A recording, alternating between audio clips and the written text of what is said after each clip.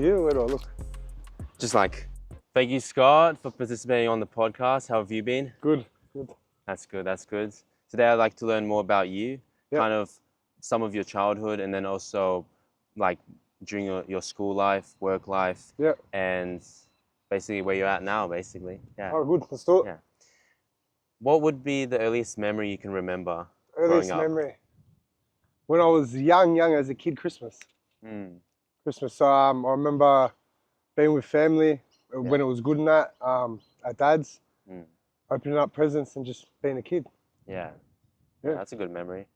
Yeah.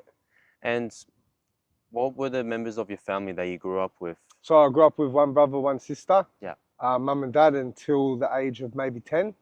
And then my brother and sister stayed with my dad, and me and mum were out of the house. So, and then I went back to them probably age 15, I think. Yeah. And then back with dad. What made them choose to stay with the dad, and what made you choose to stay with? It wasn't a choice. So mum and dad were not on good terms. There's a lot of family problems there. So one night, pretty much, dad kicked mum out, or mum chose to leave, whichever way you want to look at it. And because I was a little kid, because I was so young, you know, obviously little kids usually follow their mother. So I went with mum, and my brother and sister stayed at dad's because they were older. So I think it was more stability for them to stay there, and they had more of a awareness of the choice. Me being that young, I didn't really know what was happening, you know? Yeah.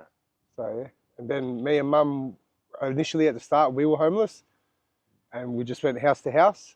After a while, we got another house to stay in, and Yeah, right. And growing up like homeless around, that's definitely a unique experience. It was different. Yeah. It's not something people planned for, but it was the option at the time, so I got to fly me. Yeah, there's a lot. That was really the only option I think mum chose at that point. Like, she didn't really have another option because it was so sudden.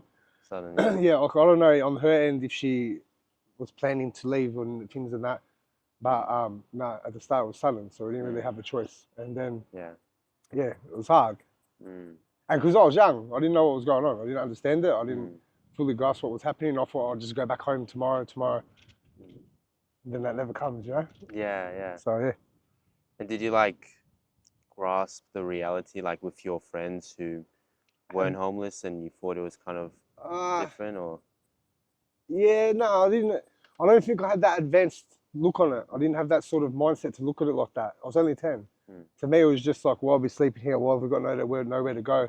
Why are we jumping from house to house? Why are we got nowhere tonight? Why are we in a hotel? You know what I mean? Like, it's just at that age, you don't really understand it. You just follow sort of where your parent goes. Whatever your parents doing is what you do. So it wasn't fun. It wasn't good. It wasn't horrible, but you still, as a kid, you find out you could be a kid playing with grass and be happy, you know? Yeah, that's right. So as a kid, it was all right. I think it affected a lot. The family breaking up like that, and then being in that situation. It sort of, I started acting out more at that age when I got to grade. So I think that was like grade 4 or 5. And then by the time I hit grade 6, I was a bit more naughty. Or like acting out more, acting out, I think because of that. But at the time, you don't see that it's because of that until you're older, and then you start to realize that you're acting like this because of this, you know? That's when you realize. Do you think your friends played a part in influencing that decision? As I got older, Once I hit high school, towards the end of year 7, 8, of course. Yeah. You are who you're surrounded by. There's people that say, show me your closest friend and I'll show you your future. It's true. It's true. It's not wrong. Yeah. So. And have you like cut ties with those early friends? Yes and no. If you're not subscribed, please subscribe. Also, please smash that like button on the video and enjoy the show. I have in certain ways. I don't do the same things I used to do with them. I don't always with them 24/7. I've got a kid. I've got my own life now as well. As you get older, you get your own life. But I've cut ties off with a lot of people that had to be cut off. I cut some I didn't want to cut off. But you have to sometimes. But I still speak to people. I still see everyone. I don't try to avoid them like they're the plague. Yeah. But I've slowed down a lot now. Yeah, that's good. And what sort of advice would you have for some of other people in similar situations who are with the wrong crowd, doing sort of the wrong stuff, and how they can break free or find like Make your own choices. Be a leader. Don't be a sheep. Yeah. Don't copy everything your mates do or think that what they're saying is the smartest idea. Just be yourself. Don't try and impress people. Don't get influenced. And just stay switched on. Yeah. They switched on. Not everyone's your friend. They're not all your mates. Some people, you've only got a benefit to them. As soon as that benefit ends, you're gone. You know?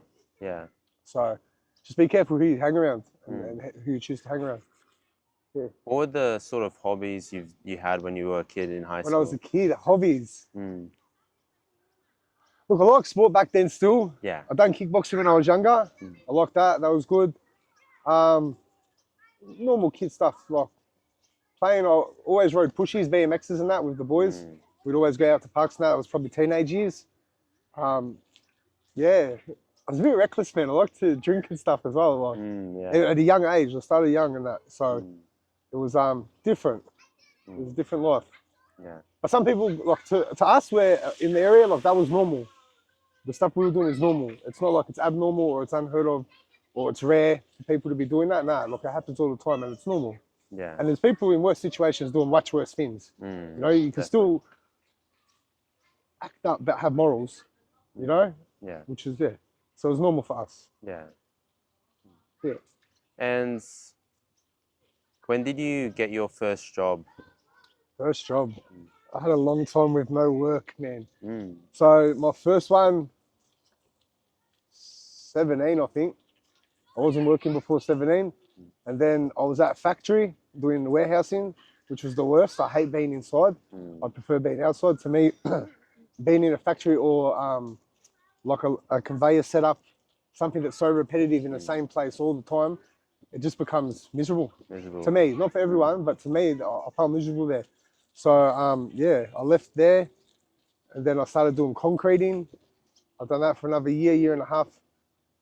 And then, yeah, I tried to go back to school because I ended up getting kicked out of school when I was in year 9. And it was hard to get into another school because of what we did. And like when you get kicked out of a school, there's a reason for it. And then when the other school sees the reason, it's whether they're going to take you or not. So I went to Hillcrest Secondary College, which was a school in Broady, got kicked out in year 9. Then I went to Coburg College straight after that, only for about a month. I got kicked out of there. And then I went to a place called the Island. So the Island was like a tech school. Oh, tech school. Yeah, so it was different. It still had components of maths and things like that, but it was more focused on woodwork, construction, metalworks. Yeah, it was hands-on. It was better. I liked it more. Yeah. I've heard like quite a bit about the tech schools because I had some other people on my podcast. I heard that they may have been shut down recently. So there's the only one that I know of is that one. It was the Island that just started when I got kicked out. It's still going now, but in terms of lots of tech schools, there's not many. There's not many. My God, these flies. Yeah, that's the We're gonna edit these flies out. Yeah, there's not that many, but that was more of a like last resort school. Yeah. You know what I mean? Like from not getting accepted, so then they just send you there.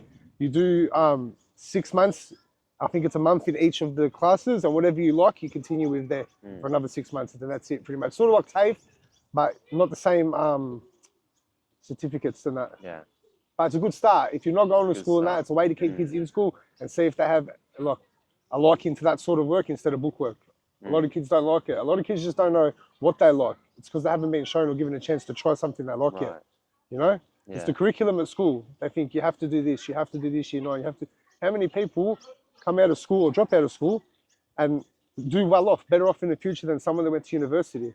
If you're doing things just for money, especially schooling, like a lot of people, I'll be this because it's got good money, it's got good pay. You might not necessarily be doing that in the future, and that might not be the best option for pay.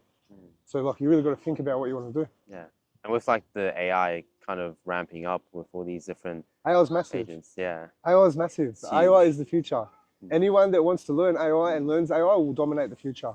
AI is the future. Yeah. In my eyes. Everyone's got a different opinion, but AI is going to be the future, 100%. Yeah.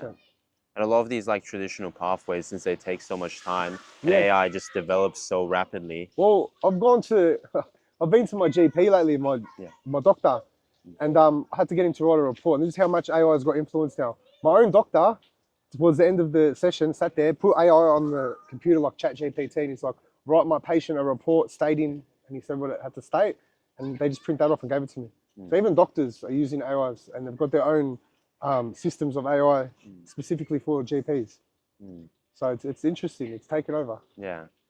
Do the people in construction have sort of similar AIs they use? I think the most closest advance in construction is they've got self-building houses now. So they've got, I wouldn't say it's AI, they've got like, it's like robotics. They've got this big machine that can place the bricks and put all the columns up and do everything itself. So it's like you don't need anyone working on the site. How reliable the structure is, I don't know. But it can't be any less reliable than a human doing it. You know, so as long as it stays to the minimums it has to do and all the safety of it, it's the same thing. But that's the biggest advance I think we've got as in terms of AI that I know of. I thought you started talking about the 3D printed houses, but like what you're talking about is a bit more advanced than like the concrete kind of 3D printer that prints. No, see these are, it's not like a 3D printer like the small square machines. This is like bigger than a house. Imagine like a little crane thing sort of, and it's robotic and it just does everything it's meant to do. And uses all the different materials. Yeah, I think China or Asia is using it a lot in house building and that. So the materials obviously be separate. It doesn't print out the materials, and then when it comes to the movement of the materials structurally and doing things, hands-on things, they use the machine to do it now. So it's interesting. I don't know what it's called. If I knew, I'd pay the research, but I'm not sure. But yeah, it's interesting, and I guess that's just where the world's heading now. Yeah, it's the technology future. It's robotic future. It's not human future. That's what I say. If you can learn AI, learn computers, learn whatever it's called, computer technician. Yeah, something like that. If you can learn things like that, that's the way to go, because that is the future. We rely on technology now. That is our future. There's also another similar future, which is like cybersecurity, because all the attacks are getting more rampant. Cybersecurity. I've heard stories of people that have done the security breach themselves. So they've done the crime of the security, and then they get hired by the companies on like, how'd you get in, how'd you do it? Which is interesting. So I'm not saying to go do the crime, but because at times it might not be legal, but but it's some people have actually got jobs like that, and it's the future, man. And you can always contact an organization, ask for permission to do it, and then once you prove show it, it'd be a good idea. That's a good job resume. It's a good job interview to do that. It's good. It's good field. Definitely. And like the amount of money businesses can lose when like they get attacked by a cybersecurity threat. Or information, more information too. It's pretty dangerous. I think it happened to Optus here in Australia like 2 years ago. It was major. It was a major breach, and they tried to give everyone cheaper bills and things like to make up for it. It's like once your information's out there, you can't get it back. It's there now, you know. So it's how much you really trust it all. And you mentioned like quite a bit about construction. When did you really start working in construction? What sort of trade were you starting out in? I went back fully at 24. I went back to school. I tried to do science. Don't ask me why I tried science, but some reason I like science. This is what I'm saying. Sometimes unless you've been shown what you like, you don't know what you like. So I like biology and I liked chemistry. Like I don't know what it was, but I loved it. Because I got kicked out in year 9, back when I was going to school, that was more like a year 10 thing. Those classes, cell biology and things like that. So then I went back and tried to do certificate 3 and 4 in science. I've done that, and then I applied at a university for applied science. I got accepted, but I never went, just because of life. I didn't have the time to wait. I was older. I was 23 at the time, and I thought by the time I'm going to be done, I'm 27. Not just that, the jobs that I wanted to look at, the places I wanted to work, all police checks and have history.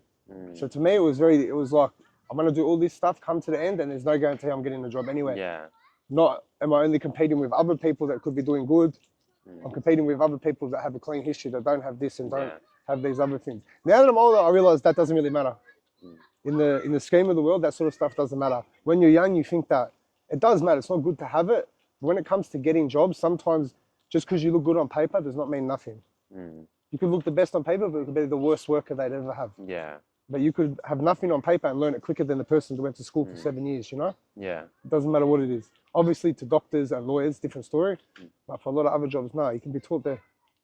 And a big thing is also personality, because if you have a bad personality and people hate being your client or hate working with you. You've got to gel with your workers. You just have to have the same energy at work. You can't have one person that comes in every day upset, depressed, miserable, always angry when things are going wrong, because it rubs off onto everyone else.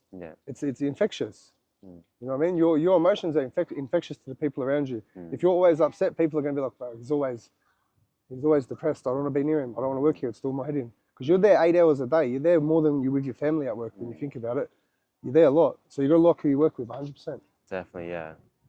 Yeah.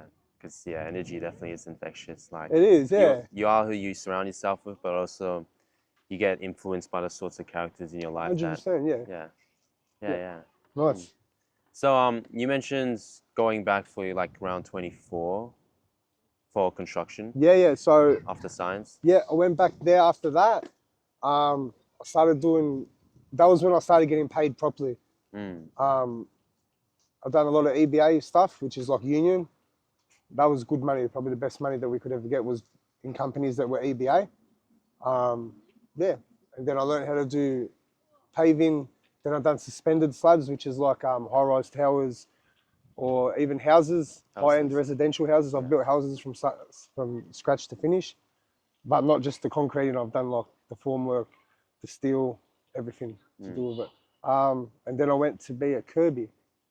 What's a Curby? Like the gutters and drains and curbs that stop cars and car parks. And for some reason, everyone hates it. They think it's hard because you're always bent over and like it's very low working. Whereas you're bent over in every aspect of concreting, like screeding and stuff. But I don't know, I just liked it more. Yeah. Thought it was easier. It's more fast paced. It dries quicker, so you got to keep going, finish. Yeah. So I liked it more. And is it like, do you also have to like repair the current ones, or do you have to make new ones for new? Reinstatement, that's called, yeah. So a lot of councils do reinstatements because they're on council roads. We'll do more like the places I work now is more like car parks for warehouses, car parks for schools, or the big build jobs. So the big build jobs is the ones you see from Metro Tunnel, Northeast Link, the big jobs. They're the best ones to be on. Yeah. They actually got good benefits. So you'll go there, not only are you on a minimum wage, a specific minimum, because it's union jobs, so they can't pay you. In a lot of other jobs, if you're not EBA, they'll rip you off. Like you'll get underpaid for what you're doing. It's ridiculous. The trades are actually harsh. All bosses are harsh. You've got to find somewhere that's good, because bosses will try to get workers that are new to it and be like, we'll give you $200 a day.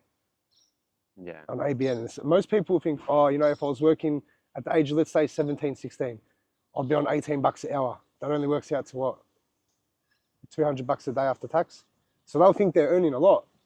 Really, they're working like an animal because it's a hard job. And then from that 300, they've got to still pay their own tax. So it's like they're paying them below, like next level, you know? But I understand it too. If someone's willing to do that and someone's willing to work for it from a business point of view, you accepted it. You know, that's you, as a business owner, you would have to think like that too. You make money where you can make money. It's not the nicest thing to do. It's not fair, but it's life. Life's not fair, you know? It's better than like, I guess, socialism or communism where like... Yeah. Where you're like, at the start... look at our government very, very weirdly, bro. So see, like, you can say Australia is fair. It has, like, days that childcare for kids that the government pays for now. That's a new thing they just did, that 3 days a week kids can go to childcare and the parents don't have to pay, which is actually, every week? Yeah, so it's guaranteed that every kid in Australia now can do 3 days of childcare a week and it's not paid for. You can apply for the government to pay for it, which is good, because if you earn decent money, like the middle class, not good, amazing money and not bad money, but decent money, let's say about 110 a year, 120 a year. That's decent for most people.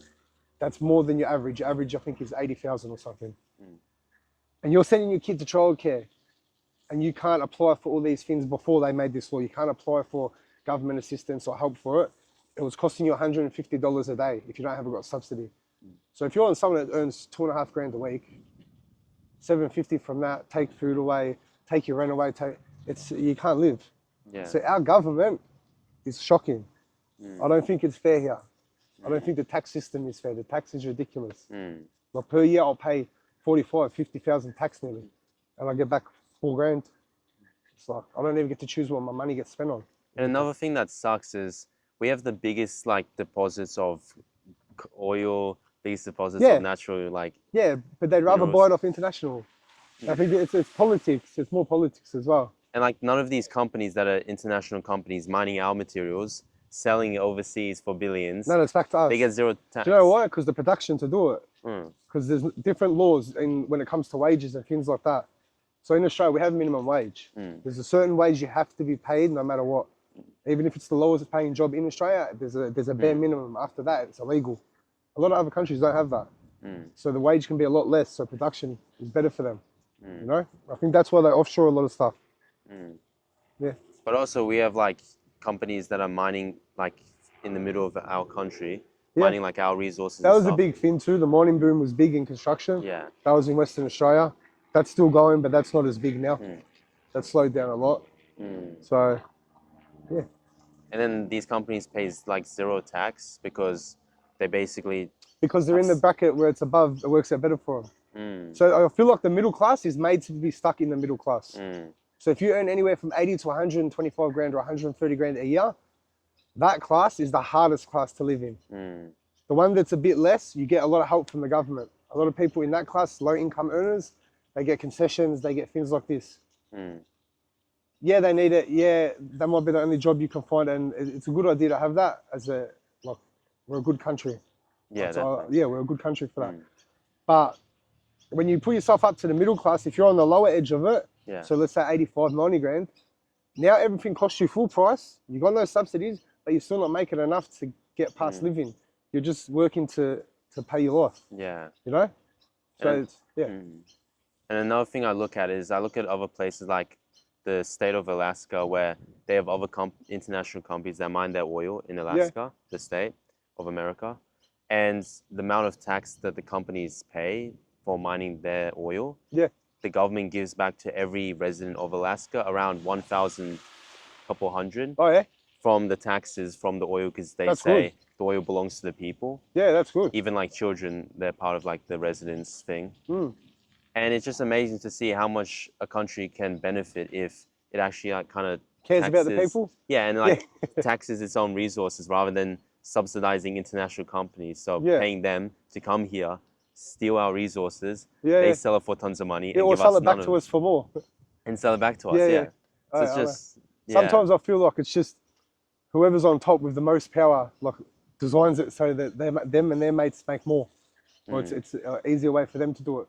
But yeah, I understand what you're saying. And our politicians, like, on all sides, they're probably just sleeping with these companies as well. Just 100%. In my whole life, I've never trusted any government politician, Liberal, Labor, Greens, doesn't matter. All politicians say a lot on the screen to get votes. And then when it comes to it, they only do 30% of what they say. It's just about getting votes to be put in the place of power to make certain changes. It doesn't mean that just because a government official jumps on TV and says, we're going to drop the price of tax 2%. Okay, but then they might not tell you that they're going to raise the price of a different tax up 4% to make up for it. Yeah. But it's really, I don't believe a word they say. And I believe I saw something about nowadays, I believe from December to January to celebrate the train, they're making weekends free for public transport for everyone. But at the same time, they're raising the actual price like weekdays. And like, if you equate what they lose on those weekends by doing that for free versus what they're going to make per year by raising the price, I'm guarantee the difference will be massive. And not in a good way, a way where that's going to cost you a lot more as a person than what they're giving you for free. Yeah. So it's And also like the weekends, people are like having fun, they're like doing whatever. But then like on the weekdays, that's the days you spend the most time commuting to work, 100%. going back from work. Yeah, that's where most people would need it. Yeah. Most workers, working class, say once again, middle class. Yeah. Yeah. Guess that's it. And then, I mean, there's several other countries because Australia is the lowest taxing country for international oil fracking or mining. Like, we tax the least amount of, well, we tax these companies the least versus other countries like even some third world, second world countries. They can still tax the international companies more for their minerals. Yeah. But yeah, just like annoying to see the benefits these like countries have, because if we even like a small tax, like 10% of like trillions of dollars of profit, it's massive. You can just cut down taxes on the working class. And give benefits. And it's massive, but I don't think they would want to. Like, they've got so many chances where they can do this sort of stuff, and so many excuses where reason why they can't do it. Like, for how long are we going to hear that it's because of COVID? We lost so much money during COVID. The debt for Australia is massive after all that. Like, it's like, come on, man. Use it in charge of it, work it out. But to me, I don't trust any word they say when it comes to taxes and things like that. And with the debt, if they actually did tax these companies, they'd get like a huge portion. Yeah. Even like just 5%. But you know why? I think a lot don't, because politics. If they get taxed more, then they'll be like, okay, we're raising the price. It'd be like toe in toe. Every time they raise tax or lower tax, they would change what they're doing with the price of supply. It's all about money to it. It's a big thing in the world. Well, yeah. Trade's the most massive thing in the world for money and for economy. Trade can lead to other sorts of trade. Oil is used to fund wars. Oil is used to drive cars. These are big trades. They're massive trades. So it's not just it's a pyramid effect. Whatever happens at the top affects everything on the way down. You know, it's going to be everything. Yeah. I mean, yeah, it's an annoying puzzle. Like, maybe we have to figure out some laws to make it so they can't, I guess, protests. These companies can't really raise the prices if they get a bit of a tax. And I'm not even saying like 50% like these other places. I'm talking about like 5-10%. Yeah, it would be massive. The difference would be massive. Yeah. And it will pay off our debt as well. Like we'll have like a surplus rather than like a down way. So yeah, but that's it. I guess. That's the government, mate. It's very changing. We have a drink. Yeah. And I guess maybe on that topic, if you're interested to talk about it. Yep. There's like a bunch of stuff happening with Venezuela and like the US for like. Yeah. I'll talk about anything. I don't care. The president, he like recently got captured by like the United States recently. Yeah. What do you want my outlook on what I think of him doing that? And I guess or what the people's opinion is? I guess your outlook for why he's doing it, and also what your outlook is for like the future of Venezuela. I think the reason he's doing it is not because of the drugs in South America. Yeah. That's one of the main reasons. He keeps saying the cartels, the drugs, it's destroying our country. That's not the reason. That's the reason that you give to the population so they can justify what they're doing. That's the reason that he can make himself look good to his own population. Because massive amount of each population believe whatever they see on the TV or whatever they're told by media, they believe. Regardless of information, historical facts behind what the other side is saying, they believe westernized TV that they watch because they're from that country. And a lot of people do believe whatever's shown on the TV of their country. Propaganda is the biggest tool in the world. Look, him going in and doing that, I don't think that their country should be allowed to commit war crimes and then blame every other country and have a sook towards every other country on the things they do wrong when they do the same things. They just do it in a way where there's always someone else to blame. That's one thing I think America does full on. But the people of Venezuela, from what I see, I don't know because I'm not from there, so I don't really know.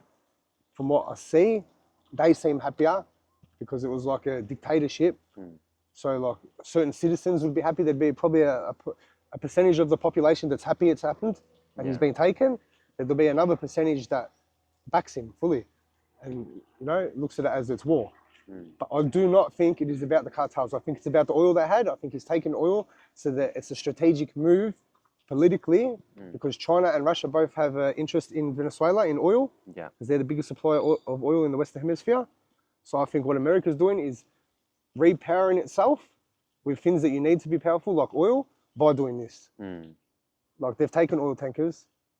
They've said that they're going to control the oil reserve.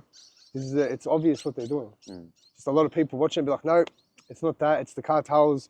Yeah, look at all the videos we see of people standing like zombies on the streets. Yeah, it is a problem for America. It's just feeding them propaganda, but it's a good reason for him to say that because he's not wrong. The cartels do flood America, but it's like, that's not the real reason you're doing it. And majority of cartels come from Mexico within there. South America, of that trade, the trade that's affecting them, but it's like, you're not doing it for that. It's the biggest oil reserve. You jumped on TV days later speaking about how you're going to control the oil reserve. And you've literally had people like generals in top positions jump on there and say, strategically, this is a smart move for us worldwide. We have to do this because it's in our side of the hemisphere. It's one of our main oil deposits. Strategically, it makes us strong. So you can see it. They're saying it straight out, but a lot of people just still go back to the fact that he said, yep, it's a war against the cartels. You know? And like with the war of cartels, Mexico has a lot more of them. Like Mexican cartels, they're more famous for trafficking over the border. So like if you're going to war with the cartels, it's probably a smarter move to go to Mexico where the majority would be. I think. But he's not doing that. A lot of those countries are built on that. You know, like the whole economy came from that. Look at Colombia. When that was like at its height, a lot of its country, hospitals, everything was built from that sort of money, from them. It wasn't built from governments themselves. It was built from them selling stuff offshore and the criminals building the country up. A lot of money come in like that, and it's fact. That's fact. Yeah, I don't think he's doing it for that. I really don't. I could see that as the reason, and I could see that be another way of them maybe retaining money and any money they find from that in safe houses and all this. Anything they get will become theirs because they're going to be like, it's war. This is war. They're an enemy. We've declared war on them. We take what we want. Same as like now, okay, well, if your only purpose was to enter that country to take that leader out of power, why haven't you left? And their answer is because another one will just take his place. All right, why do you need to control the oil? Strategically, it's smart. It's a strategic move.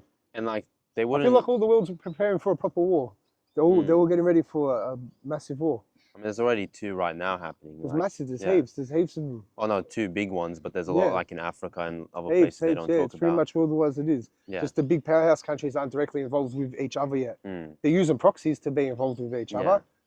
Example of proxies is, see, in Russia, funding's going to Ukraine from certain countries. That's using them as a proxy to fund the war against someone else. You know what I mean? By proxy. Yeah, because there's like North Korean troops and Russian troops and Chinese troops in Ukraine on one side, and on the other side there's NATO and other like European. Yeah, they've all got different interests in why they need to be there. When those interests conflict, they don't directly go to war with each other. It'd just be silly. It'd be all out chaos then. But they use proxies to do it. You know? Yeah. And it keeps the people that they're talking to on TV believing everything they say. Yeah. And I guess on that sort of topic about like politicians kind of lying about, you know, or only doing 30% of what they say they're going to do. Yeah. Trump like kind of famously said some stuff during his campaign, like revealing the JFK files and Epstein files, and now it's kind of back. He's a businessman. He's such a businessman. When you watch him talk and the things he says, he's such a businessman. It's like he lies so much about what he says, and he doesn't back everything up with facts. Yeah. But he's good at his job. He's good at what he does. For his country, that's probably the president they need. The last one they had before him was Joe Biden. Yeah. He was senile. He's been looking at birds and stuff, you know, he was gone, finished. But he's actually pretty good president for his country. From what I see. In that aspect, for making it more wealth and smarter tactical moves when it comes to political power, he's probably the best. Because of the options. Because he is a proper businessman. Because he's been through these sort of threaten someone with this to see if it works. Even if you're not willing to back what you're threatening. It's business. Yeah. It's business on a high end. Yeah. But he is getting old now. Like he started falling asleep during some meetings and stuff. So like before, from calling the opposition Sleepy Joe, now he's the sleepy one. Yeah. So. Very hard job. Very hard. But he's good for America, I think. And it's so weird why so many politicians in like these first world countries are all like super old. Like our politicians, Peter Dutton and Anthony Albanese, they were running this year, and Anthony got in. Like, how old is Anthony Albanese? No idea. I'd say 70s, 60s, maybe. Yeah. He's old. But it's like a lot of these politicians, they don't see the country or the world from like a young person's perspective or view, where there's a lot of new stuff like social media, technology, even cryptocurrencies and all these other new things that never existed before. And we have like kind of a senior in charge who doesn't understand any of this technology. I think because some of the things I say will sound conspiracy. I think because when you're young, you think the world is right or wrong. There's right or wrong in the world. So, and I mean in everything. I don't mean in bad things, and I mean in business, in schooling, in getting ahead in life. In normal things, you think right and wrong. Yeah. It's not how it works. There's a grey area too that a lot of people work in. A lot of grey area. A lot. Yeah. A lot of rich and powerful people are in the grey area. A lot of construction companies are in the grey area. A lot of businesses that are big are in the grey area. Because it's not as simple as, like, if you got a contract for billions of dollars, we can go with construction or government things. And you got a contract for that much, and people start taking money out of it, or not paying, or doing what they're supposed to do in time. Yeah. How do they get the money? They don't just always go to court. People can declare bankruptcy. Sometimes they use other avenues to do it, and it's like a grey area, you know? Yeah. That's when you're young, you don't see the world as that as much. You don't think that. You don't think that everywhere else is a bit more cutthroat. Like business can be more cutthroat than criminal world. You know? It can be more like care about that person or what happens to them. Zero. Like, it's different. When you're older, you realize it's different the way the world works, especially on a large scale, like government positions. We only see what we're told. There's a million things we don't know what happens behind the scenes or how deals are made, and we don't see none of that. Yeah. So in my opinion, like, I think it's because when they're young, they don't see the world as it's good, and they just see it as good and bad. But that's also the way they teach us in schools. Like Yeah, they of course. say, you know, drugs is bad, crime is bad, and this is good. This is good. Yeah. Well, they don't also say if you've got people trying to do a business and you get them to invest in it, and then you just take all the money out to declare bankruptcy, you've embezzled their money. Yeah. But if it's legally, you've done everything legal along the way to like screw people over. I have to watch my language. If you've done everything legally along the way, no one looks at it as bad. You know? It's not as many. That's people, what I mean by grey area. Yeah, they'll be like, oh, you're a bad person for doing that. But legally, you didn't do any crime. There's a lot of things like that, you know? Yeah. So. But also when you like anger enough people, especially with like lots of money and stuff. Karma's real. Yeah, it is, yeah. Yeah, karma's real. If you do the wrong thing enough in your life, I don't just mean from the people you do it to, just in general. So, like, yeah, I believe in God, bro, and I believe in karma. Yeah. If you do enough bad in the world, bad will come back to you. And you won't even know until you're in the worst point of your life and be like, this is karma for everything I did, you know? Yeah. Like this one group of kids who like scammed a couple hundred Bitcoins from someone. Like recently? Yeah. When it's at the price it's worth now? Sort of recent, like in the past 3-4 years. Oh, yeah, so yeah, when it's like 80 grand. Yeah. So, yeah. And like that person, they were like doing a group, like Zoom sort of thing. It's called Discord. Yeah. They're doing like a video call and like screen sharing, like showing off their screen when they did the scam. Yeah. And one of their mates in the group was screen sharing their video call to another group call. And one person recorded it, which is why we still have like kind of the evidence. But like after these kids did the scam, start spending crazy money on Instagram, like all these watches, cars, sports cars, mansions, and all of this, and, like going to these parties. Some kind of like gang or whatever, like kind of found out where their parents lived or something. So they like did like a kidnapping in the middle of the day. Really? Yeah. That's karma. Yeah. Yeah, see what I mean? Like it's yeah, if you do enough wrong, it'll come back to you. Yeah. Doesn't matter what you do. If you do enough wrong in your life, it'll come back. Definitely, yeah. Yeah. Even if it's the legal way or whatever. Yeah, it doesn't matter. Yeah, because just because it's legal doesn't make it right. You know? Yeah. Yeah. Yeah. But yeah. So like currently, right now, what do you currently do for work? Concreting. Yeah. And how did you get into? Did you do an apprenticeship or just TAFE course? Nah, I just worked with people. Oh, I did it the old school way. I didn't start with schooling and stuff like that. I've done obviously the tech school, I said. Yeah. For a bit to learn basics, but nah, I just started working with mates, and then I found better company, better pay, until I was at a place where I'm like, yeah, there's not much further to go than this unless I'm running the company, you know? Yeah, which is good. Now it's good. Yeah. I've also heard about some kind of inside construction things where I know someone who worked, I believe, at the mines, like 1 week in, 1 week out, so that sort of work. FIFO work. It's called fly in, fly out work. Yeah, fly in, fly out work. And he's starting like a family now, so he wants to buy back his time. Yeah. And now what his company proposed was he could kind of invest in certain equipment, like he spends money for a piece of equipment and then... And you rent it out to them. Yeah. A lot of people do that. They use their own machinery. So on a lot of sites, people can come in and, let's just say if you're doing a swimming pool, like where we're at, a big build like that, and you're excavating the soil, you can put it in your contract when you go there. There's no guarantee they're going to choose you as the person to do it.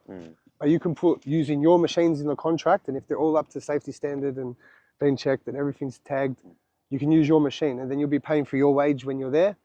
They'll be paying for your wage, whatever you've got else written in the contract in terms of benefits, and they'll pay for your machinery too. But not everywhere will do that. Some places own their own machinery and they'll make you use theirs instead. But yeah, a lot of people do that. It's good money. Yeah. It's big upkeep too. Like I've got a lot of mates that bought tipper trucks. Because at one stage, everyone was like, get a tipper truck. Tipper truck's the best thing to do. If you've got 80 grand, 100 grand, buy a tipper truck. So they bought tipper trucks, and then maybe after a year of owning them, none of them had money. Even though it's good money doing the job because you own the truck, you charge a lot more. You can make 1,000, 2,000 a day. The upkeep of the tipper truck per year for services, for damages to it, for everything that comes from that job was costing them like 80, 90 grand a year. So I was starting to like, work out. So it's not always owning the machinery is the best part, owning a specific machinery if you've got the work. But in saying that, you won't have the work unless you have the machinery. It's like a catch-22. A lot of people don't realize, like, when it comes to hands-on things, small things, making tables, painting and certain trades, you just need a vehicle and tools. Other things when it comes to construction, especially machinery, you sort of got to have contracts lined up and ready and the machinery ready. You can't just go one hand without the other. You need them both at the same time, you know? And with concreting, versus like the other trades, is it a good opportunity to start your own self-employed business or like? It is, but it's harder and you got to pay people less than. So you get more worse workers for less money. Sometimes you get lazier workers for more money because they're experienced and they know what they're doing. So then they'll just be lazy until a big problem arises and then they'll be the one to fix it. And that's what they're good for. They're good for the hard problems because they've got the experience. But yeah, if you do your own stuff, look, you can charge more and make more. But if I was to use my mates to do a private job, like a domestic job in the house, the amount they ask me makes it not worth it to me. Because they expect to get paid so much for it because they're used to getting paid so much on union jobs. And it's like, I can't give you that much, you know? And it might be harder work doing domestic than union. So it's more, what you can afford. And your bills become so high, your quote becomes so high that the people say no then. And it's mainly because you got to make cuts on certain things. So a worker per day doing a domestic job, this is a good worker, would get like 400, 450 for the day. And their tax has to come out of that. On a union job, you'll be getting like 700 a day. And your tax comes out of that. So it's a big difference, nearly double. Definitely, yeah. Yeah, it's massive, bro. It's huge. Yeah. With the unions, what are the sorts of unions in concreting and which ones would be the best ones? There's only one, there's a few in construction. If you're in basic normal jobs, like electricians have their own union, ETU, plumbers have their own union, or they can go CFMEU. And that one has a lot of different things in it. So they're good. They've got the riggers, scaffolders, crane operators, concreters, brick cutters, stonemasons, a lot of different trades can go to there, which is good. I think it's like $1,000 a year nearly, you pay them. And then you've got a certain standard for what you need to be paid at work. So if it rains in a lot of construction jobs, you won't get double. You'll be on normal rate and you're working in the rain. A lot of places like that. But in union, as soon as it rains, there's two options. We either get out of it or we don't get out of it, but we get paid double, which then becomes 100 and something an hour. It's like 130, 140. It's pretty good. And how does like a union work when it comes to enforcing these rules on like companies and like the laws around it? So on a company, that's a union company, let's just say, for example, it hits 35. That's when you're meant to tools down, go home. That's it, no more work. And the bosses should have been preparing for that if they knew that was going to occur. So if there's concrete on the ground, certain trades are different. Like concrete, you can't just leave it on the ground. Oh, it's 35, see you later, walk off. Because then it's going to go off and no one's finishing it. But if there was to be, for example, concrete on the ground, it hit 35, there's a thing on a site called a shoppy, which is like a representative for the rules that are meant to apply to the workers, union-wise. If he came out and seen you were still working in the 35, he'd ask your boss why they're working in the 35. Your boss would say his excuse, and they'd pretty much be like, okay, sweet, well, now you're paying them all triple instead of double. The way they enforce that is, if they say, no, we're not going to pay them that, two things can happen. Their EBA contract can be ripped up and they'll never be working on EBA sites again, which are the biggest jobs in Australia. So it's like no boss wants to lose that. Or the next day comes in, when they walk into the sheds in the morning for a pre-start, the shoppy will come out and be like, your company, all of you sitting here, you're not going anywhere. They can get to the point where they look at a worker and say, we'll rip up your union ticket if you're not going to listen to us. You know what I mean? Yeah. And then you lose your benefit. Then you go back to getting paid $300, $400 a day in the field. You know what I mean? So it's not, they've got power because there's so many members. There's so many, there's like 90,000, I think there's a lot. There's so many, and like, when they call strikes or don't go into work, they send a message out to everyone. If they do that, it costs the government on the big government jobs like millions per day in production for the people not being there.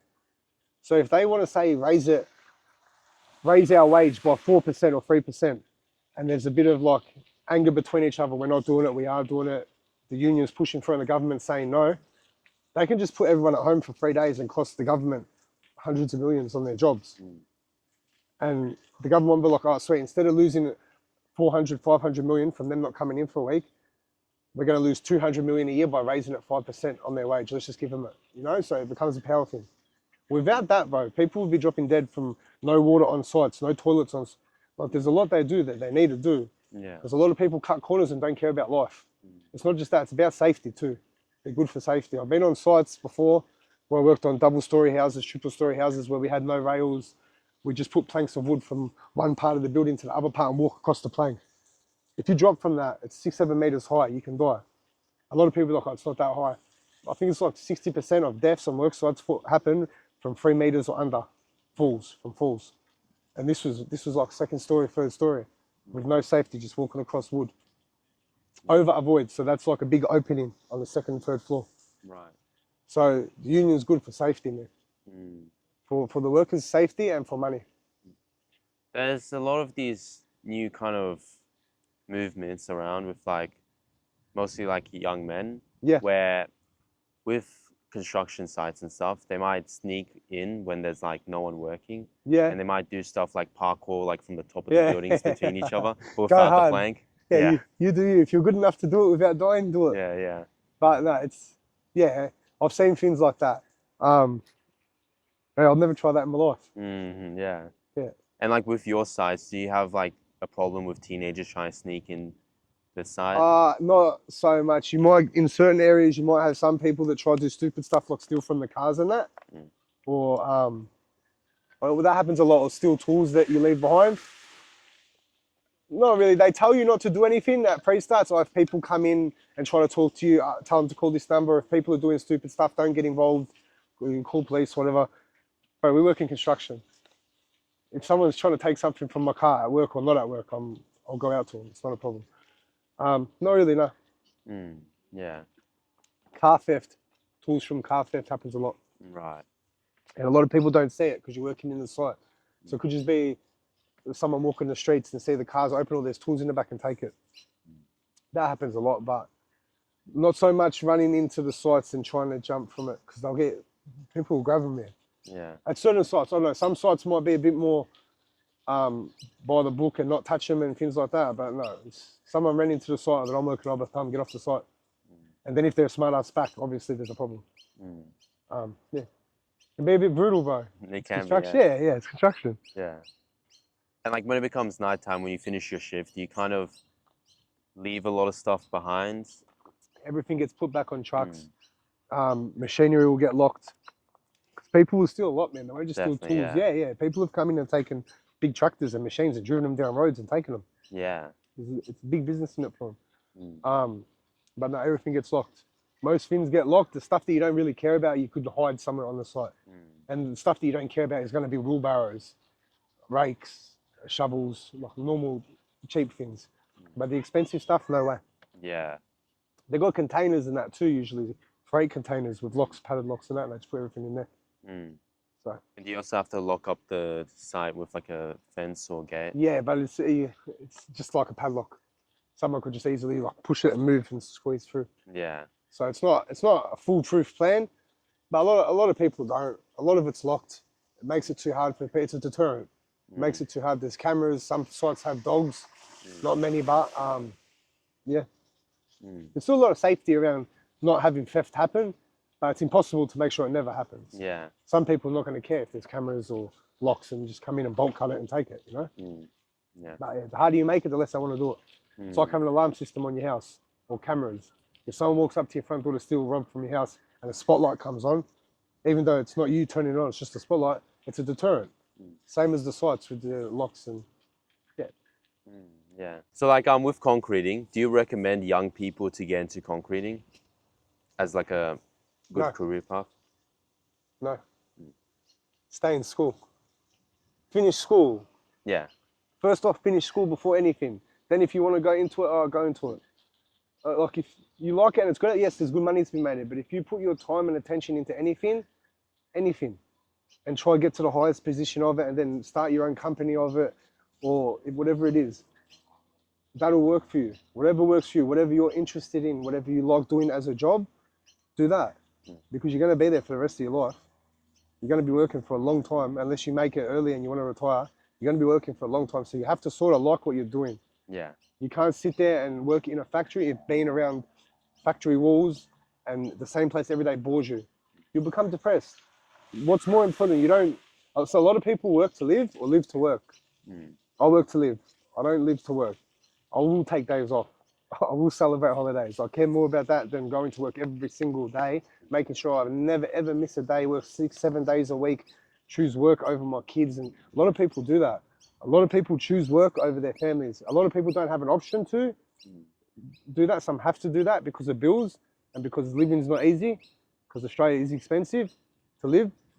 But a lot of people can choose not to do that and spend more time with families, but choose to work all the time. Right. I don't understand. You've got to have a balance.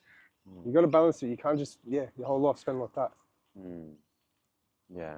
It's a very important thing. It's a very important aspect of life. Happiness is important. Definitely. Not just financial. Happiness is important. Everyone thinks financial. Yeah, of course it makes life easier and you need to do it.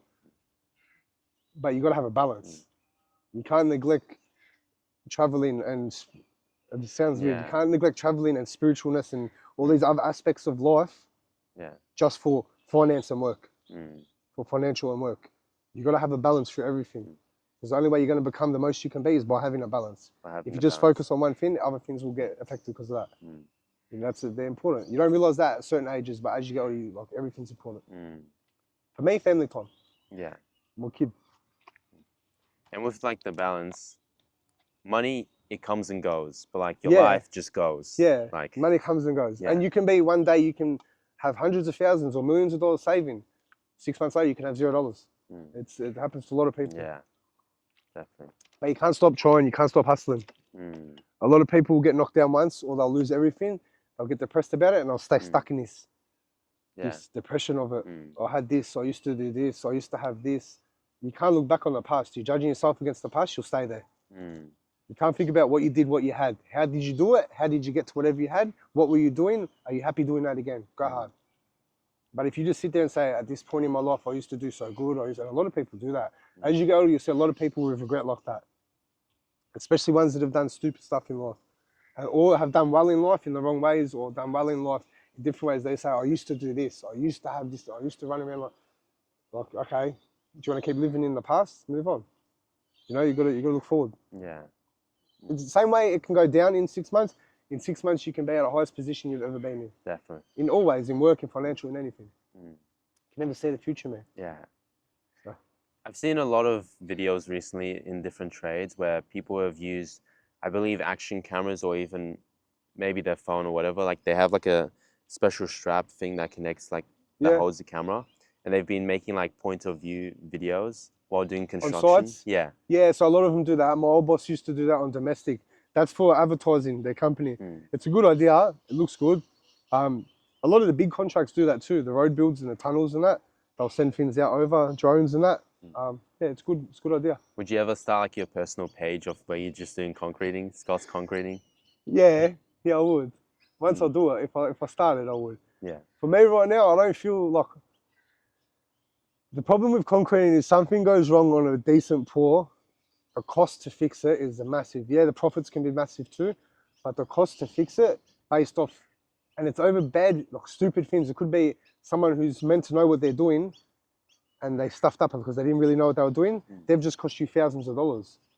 So it's like, yeah, I would do drones, yeah. I'll do all sorts of advertising if I was running my own company.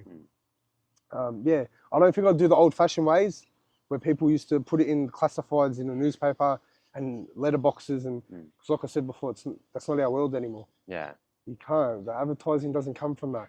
Advertising comes from reels. It comes from reels now. A lot of my mates that do have companies or running companies, they'll do reels, bro. Or they'll do aerial views and put it on reels. They'll shorten it down because everyone just wants to see it quick and keep scrolling. Yeah. That's what like the world has become. No one's got patience to sit and watch and anything, and that includes technology. No one's got patience. That's why every 2 seconds you're swiping to the next reel. Yeah. It's addictive. It's addictive, but I'm guilty. Yeah. And for a side hustle, would you ever like make your own channel on YouTube where you're just, because you're doing the same work every day, you just have a camera here and you're just posting the videos raw. Yeah. Some people find it satisfying. Yeah, I swear too much. I turn. I don't know. At work it's different. At work I'd get like, It's fast paced, man. I wouldn't have time to. I could, but I wouldn't have time to. I'd be too focused on the work. I'd forget to talk. I'd forget to. Oh, you don't need to talk. Most of the channels don't talk. They just have the Would I? footage. Okay, I'll do Yeah. it. Yeah, I would. Yeah. Because there's lots of people, even people who do trades or don't do trades, like watching these videos of someone else working, Yeah. seeing like the differences and what's kind of like, kind of from their life perspective or Yeah. work perspective. Yeah, Yeah. I've had a few mates do stuff like that, or they'll record themselves all day.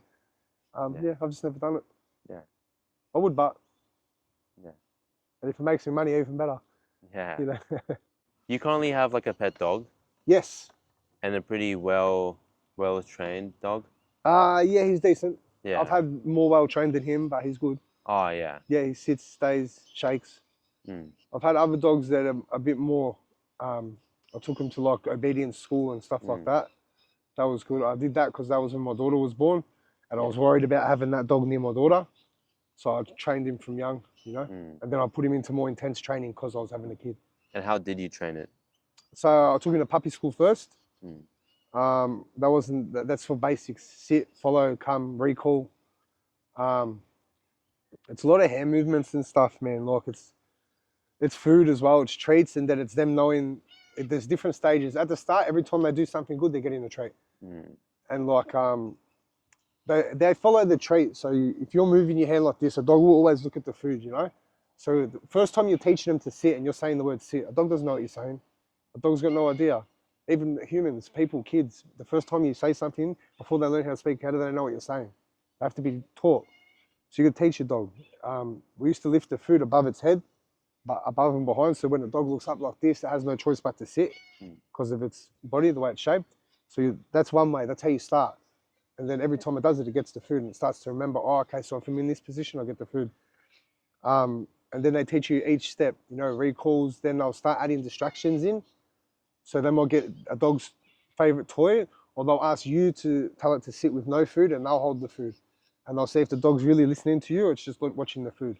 That becomes the next stage. So then you can rid the dog's eyes of distraction so that it's only focused on you.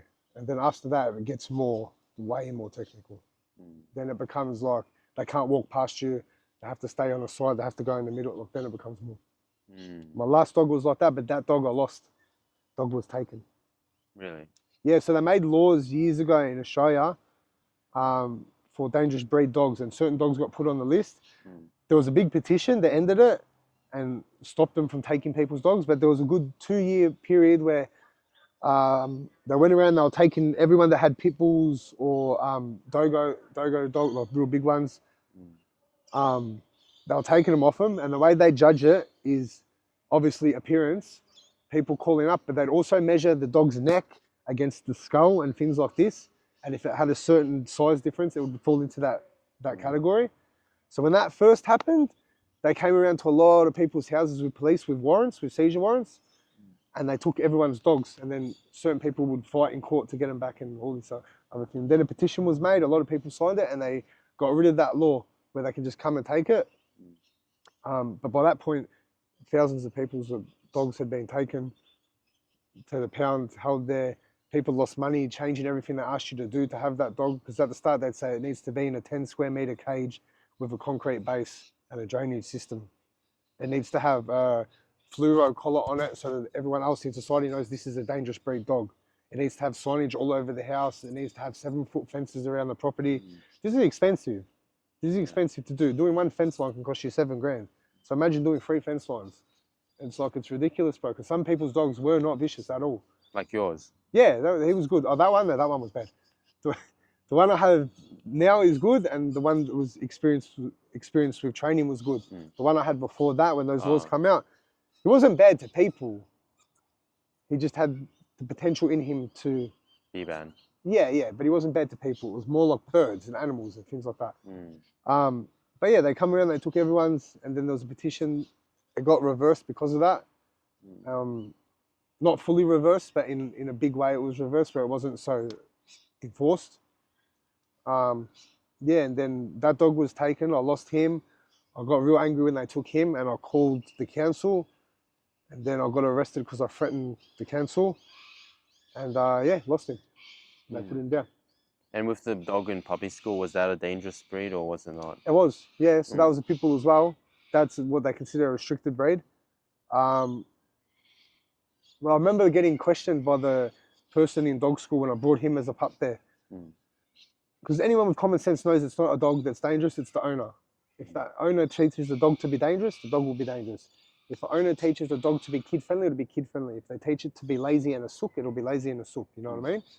The dog's not bad, only bad owners. No such thing as a bad dog, just bad owners. Once a bad dog is created, yeah, okay, it's hard to get it out of it. And he's like to me, why did you choose this dog? Like everyone has to say, well, they chose their dog. And I'm like, to prove to people that they're not vicious, you know? And he's like, yeah, it's a good point. There's no vicious dogs, only vicious people. So it's, yeah, to me, it's never a bad dog. Once it gets past a certain point from the owners, yeah, it needs to get put down or rehomed or retrained. And it can be maybe a risk for the rest of its life. But that's not the dog's fault. That's the owner's fault. In all dogs, that's the owner's fault. Yeah. Just like we had a recent case right at the front here, where my dad was walking to the entrance and the dog jumped out of the car and bit him on the arm. Yeah, to me, that dog should be put down. That's how I look at it. So a lot of people are like, oh, it's cool, it's this, it's that. Oh, well, it's your father's arm today, it could be a kid's face tomorrow. Yeah. It's not worth the risk. To me, I'll put human life above animal life. I'm bad like that. Yeah. I'll put human life first. As simple as that. So if I think that if I had a dog that's bitten people myself, I'd get it put down. Because I would not allow my dog to get into a point where it thinks it's acceptable to bite people. But if you've done that, you're a bad owner. If it's trained to be a guard dog, that's a different story. It's a working dog. That's what it's meant to do. But yeah, if it's just randomly biting people, it should be put down. And working dogs have special like rules, like with the masks. And... They still have an attack call, so they're still trained not to do it until they hear a specific word. They're still trained. Dogs that aren't trained to just bite, no, should be put down. And yes, it's the owner's fault. No, I don't think they should be given second chances. Yeah. Yes, it's a good different stance. Some people be like, oh, you could retrain them, rehome them. That's your opinion. Yeah. And like what you mentioned earlier, where they were just going around house by house because of the breed and what the dog looked like and taking it away. Yeah. Whereas it's a lot different than when the dog's actually committed actions or is aggressive, like the one we had recently. Yeah. That's right. So that's why it was like a blanket. It was like a blanket statement. All dogs that are like this are restricted and vicious. That's why that got a petition and so many people were against it. Because there was a lot of people that had, bro, pit bulls used to be called nanny dogs. That was, if you like research about a pit bull, it's a nanny dog. They used to leave them with kids and they'd be like a nanny. They're like little babies if you treat them like that. The thing about them is their loyalty. The loyalty they have to do what you want as an owner is massive. So if you want them to learn and be smart dogs, they will. If you want them to always be next to you and sit, they will, as long as you're always with them and you treat them good. If you want them to be a vicious killer that doesn't stop, they will. They do what you want. They're trying to please you. They're a loyal dog, so they just want to please you. That's why it's, you know? Yeah. That's why I like them. That's a good trait about them too. But that's where people use them for the wrong reasons. People turn them into vicious dogs. Yeah. So it wasn't really, the dog's fault. But back then, that was just how the law worked. They thought you had it, but it was bad because a lot of people had their dogs before this law come in for like 8 years, 9 years, 10. So they were family members. They were like family members to these people, and they come in, taking them, that's it. And then until you got everything done, which wasn't small things, you couldn't really have them back. And that was costing you money as well. Where they were housing them, you had to pay for that housing every day. It was just ridiculous, man. Yeah. That was a bad law. And what caused it to get built up? Like who voted I think dog for attacks, man. But if you looked at percentage-wise, it wasn't even that breed that was doing it. There might have been 1 or 2 where it was like that and it was bad attacks. But if you could, I don't know what the statistics are, but if you could go get it, I'm pretty sure Jack Russells bite more. Yeah, they might not cause as much damage, but look, I've seen a lot of people get bit by German Shepherds. I've seen a lot. Like I've had mates that have had German Shepherds turn. I had a German Shepherd at one stage, and that become to specific people aggressive for no reason either. It was like, I don't understand why it was acting like it was. So I'm not saying they're bad, but I think, they were just all blanket statement when it came to pit bulls. They're all vicious, they're all bad. They're not. So even now, I've got pity. Yeah. Because like Yeah, it's all about the owner and how you train them, because that's the reality you build in front of their eyes. And Yeah, and they're smart. They listen. If you train them, they listen. They're good dogs. And humans might be similar, like when raising kids, like the way you train them and mold like their reality of the world is how they... it's harder, but because they're outside influence. Mm. So, I'm making a bad comparison here. Well, I'll give you an example. You know when people say that, I used to think like that too, but you know it's wrong? Yeah. Once a dog is trained by you, it listens to you. No one else can really be its owner. Yeah. No one else can enforce it to do what they want or try to convince it to. A really well-trained dog. Humans, you can teach them don't touch a wall socket, you can get electrocuted. Don't touch fire, it burns. As they get older, they can get influenced by everything around them. People, what they see on TV, music, and they can do stupid things. You know? So it's not just that matters with kids. With kids, it's different. It's on their own choice. What are like the tattoos on your body, and like what are the symbolism behind them? The tattoos on my body. The left arm has no real meaning, but it's like good and evil. But it's got a bit of a mixture on it. Well, there's an archangel, a baby angel, the cross, obviously. I've got the devil and like Zeus and Hades. Okay. Just because that image-wise, they were the best looking. And like, I didn't really want to put anything else. I got that when I was 15. That was a present from my old man, my dad. There's a lot of criminal elements. I don't know.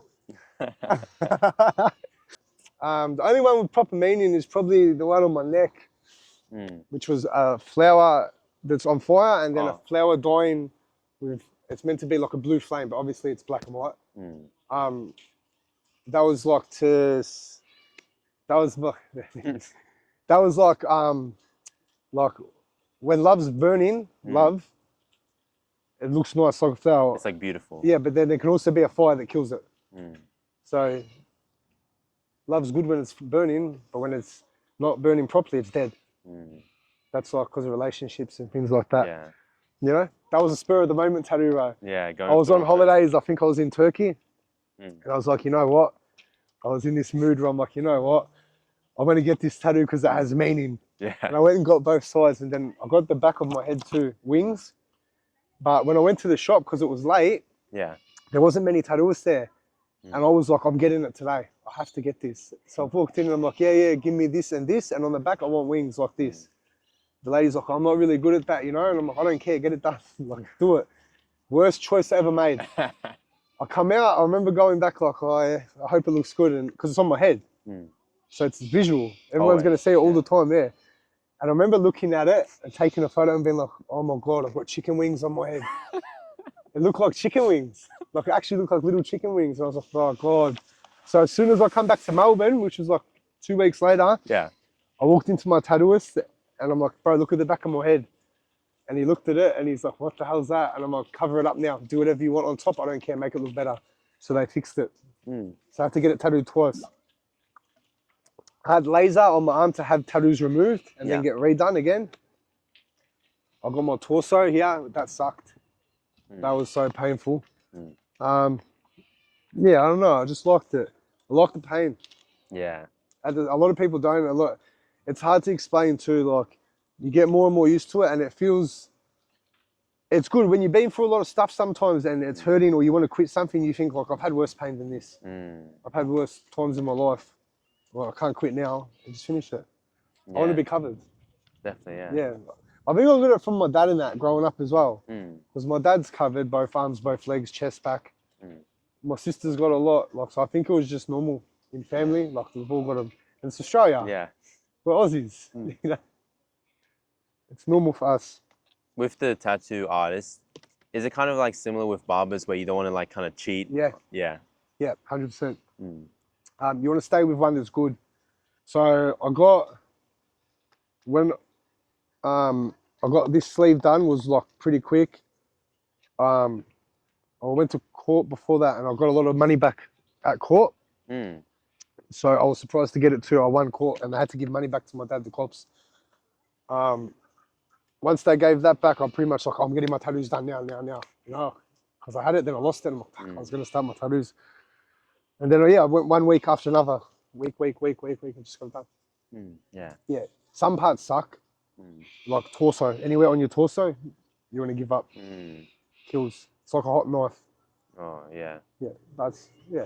It's not for everyone. I like them. Yeah. Do. Yeah. And your tattoo artist that you go to, like, what's their like kind of shop called, or if you want to shout out? I've had 3. So the one in Melbourne is Melbourne Made Inc.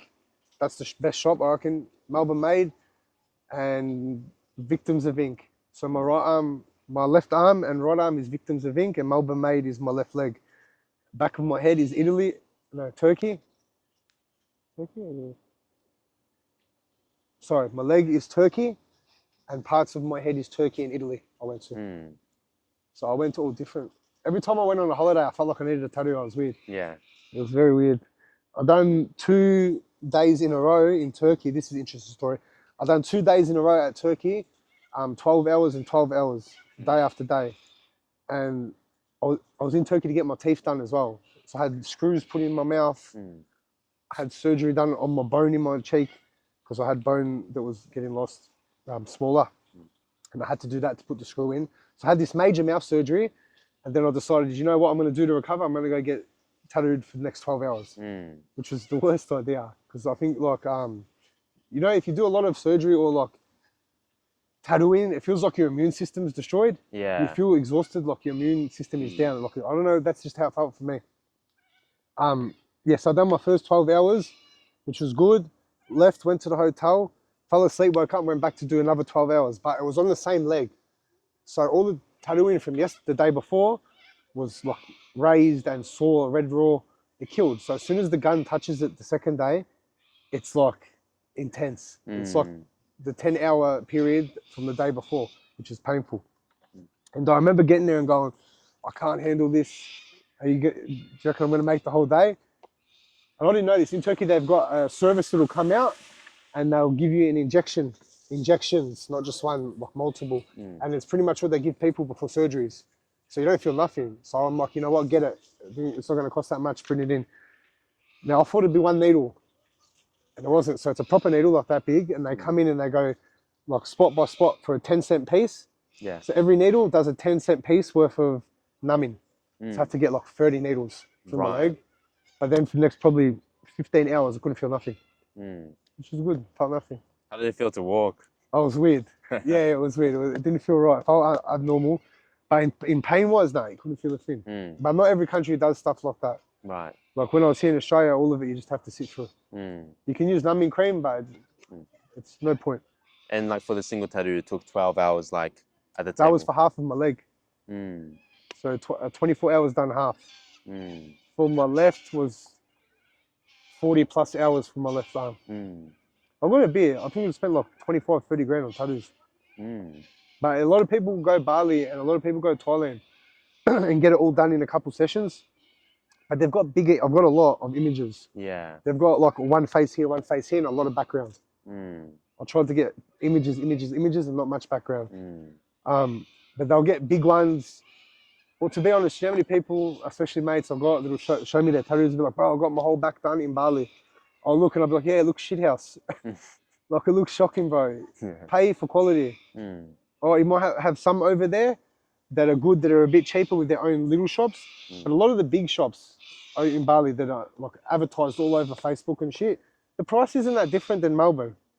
It's not that much different. And the wait list is still a waiting list. It's not just flying a plane, go over there, walk straight in. Yeah. Sometimes you have to wait months still. You got to plan it, you know? Yeah. If it's going to stay on your body for pretty much forever. Be sure you will know what you want, because laser sucks. Laser hurts. Laser's quick. It's very quick, but it's painful as. More painful than tattoos. Yeah. It's a deeper layer of skin and it burns it. All it's doing is burning the ink out. So imagine someone's holding a lighter to your skin. That's how it feels. It's painful as. And recovery's long. And then if you re-tattoo in the same spot, it's going to have scar tissue. So now the tattoo gun has to work harder. So they have to like torture you more. But yeah, just be sure of what you want. It's there forever. Yeah. And if it's not there forever, it's going to kill to come off. You know? And when you were in Turkey, did you also like get the famous Turkish hair transplant? Nah. I'm alright being bald, bro. I don't care. Yeah. That was one thing that didn't bother me. To me, it was like, I'll just put tattoos on it. I didn't really care. At the start, I did when I was going bald, but now I don't really care, man. Yeah. You got to grow older at some age, man. Definitely, yeah. You know, no one looks the same forever. The teeth I needed to do. That was painful. That hurt. That sucked. Yeah, but I don't regret it. Yeah. You know, and if I was to do it in Australia versus there, the cost was way different, man. Oh. Australia was like 60K plus. Australia's ridiculous for tooth problems. For any dental in Australia is so expensive, and we're not even the best quality in the world. We're not even close. Turkey was good. But there's some places you go there, people are stingy, man. People will leave here because it costs so much here, go there, and instead of paying like decent price there, they'll look for the cheapest option there. You know what I mean? And it's like, you can't, man. You're getting it so much cheaper. You may as well still pay what they're asking. Yeah. The cheaper you go, the worse the quality is going to be. But yeah, the difference was massive. But over there, it cost me 9,000 American, which ended up being like 13,000 Australian or something. Yeah, it wasn't that much compared to here. Here was ridiculous. How much is here? Here was like $60,000-$70,000, bro. Right. So each screw here was going to cost, and I didn't get the whole mouth screws, but I have some screws. I had to have a bone replacement. I had to have something like 23 zirconium crowns. Each screw here was 4,000. So 2 screws here paid for everything there.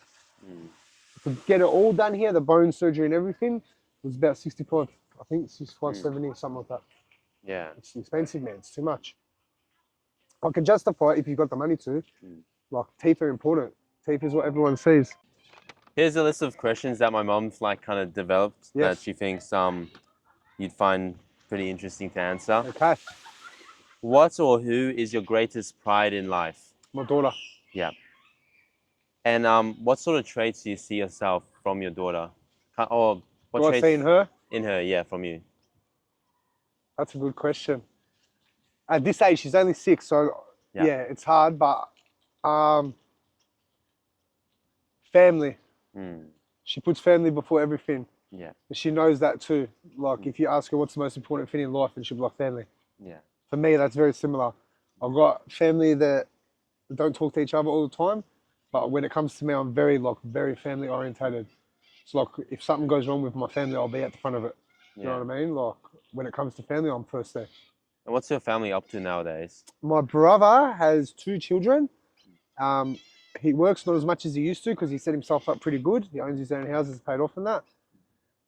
My sister is a head manager at RSL. She was a chef for a while, then she quit that because of the split hours when she had her kid. My dad is retired now, so he's probably just sitting on the couch. And mum, I don't speak to. Yeah. I mean, I guess your dad might be sitting on the couch watching this someday. Yeah, he will be. Asking for a signature. Yeah. And he won't get it. What do you consider your most striking and useful strength? Survival. Survival. This is a deep question, you know why? Why? From childhood. So everything that went wrong in childhood, everything that went wrong in life, doing stupid things, crime, going through court system, getting locked up, doing everything, has given me ability to survive no matter what the circumstance is. Yeah. So I can't, like, I could lose one job tomorrow and get another the next week. I could be put in a bad position and still survive and not care. You know? And realizing what's important too. Not thinking, like, the balance in life, realizing what's important to balance. That's a strong thing to have in your life. It makes you powerful. Just focusing on one aspect of life and that aspect only, it might make you excel in that aspect of life, but you'll neglect every other aspect, and they're all equally important as each other. No one tells you that when you're younger. No one teaches you that. Every aspect is as important as each other. Family time, learning spiritual things, working out, normal things, they're all as important as each other. Enjoying your spare time to yourself, working for money, saving money, investing. These are all important aspects of life, not just one. And people get caught up on just one. Just one. Which is, it's neglecting the rest is detrimental to the rest. And that can affect that too. They all complement each other. The more you focus on each thing, the stronger you become as a person. What would you like to learn in the future? What would I like to learn in the future? More about technology, Mm. more computer-orientated things. Yeah. Yeah, more about technology because that's the future, like I said. More about technology, much more. How to operate computers, do online businesses, maybe online sales of, I don't know, some item, anything, just online. I want to learn online more. Social media as well. Social media, anything to do with computers or social media. Yeah. Tell us about your ideal day. Ideal date. Yeah. From a man's perspective, what I should be doing. Like your perspective. That's how I look at it. So, ideal date's not really for the man; it's for the girl. Ideal date would be you got to get girl flowers. Number one, you have to get girl flowers. Don't go like all out and get like $10,000 worth of flowers because then you're gonna have to up it every time you get them.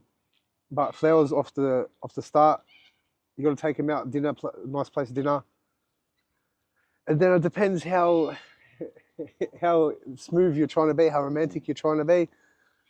Obviously, good talking. You communicate. You don't just. A lot of people get nervous when they first meet people, and they just don't talk. Or they can't just talk about anything. See how we talk about anything right here? Same thing. And then you would.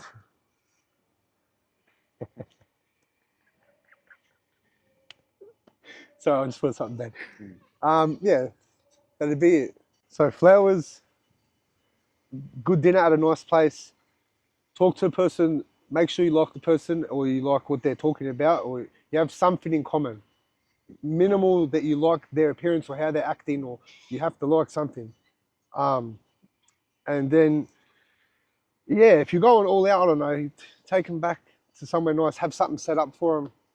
I'm smooth like that. Yeah. Have something done properly. Don't just wing it and pick them up and be like, oh, where are we going? You're in charge. You're the man.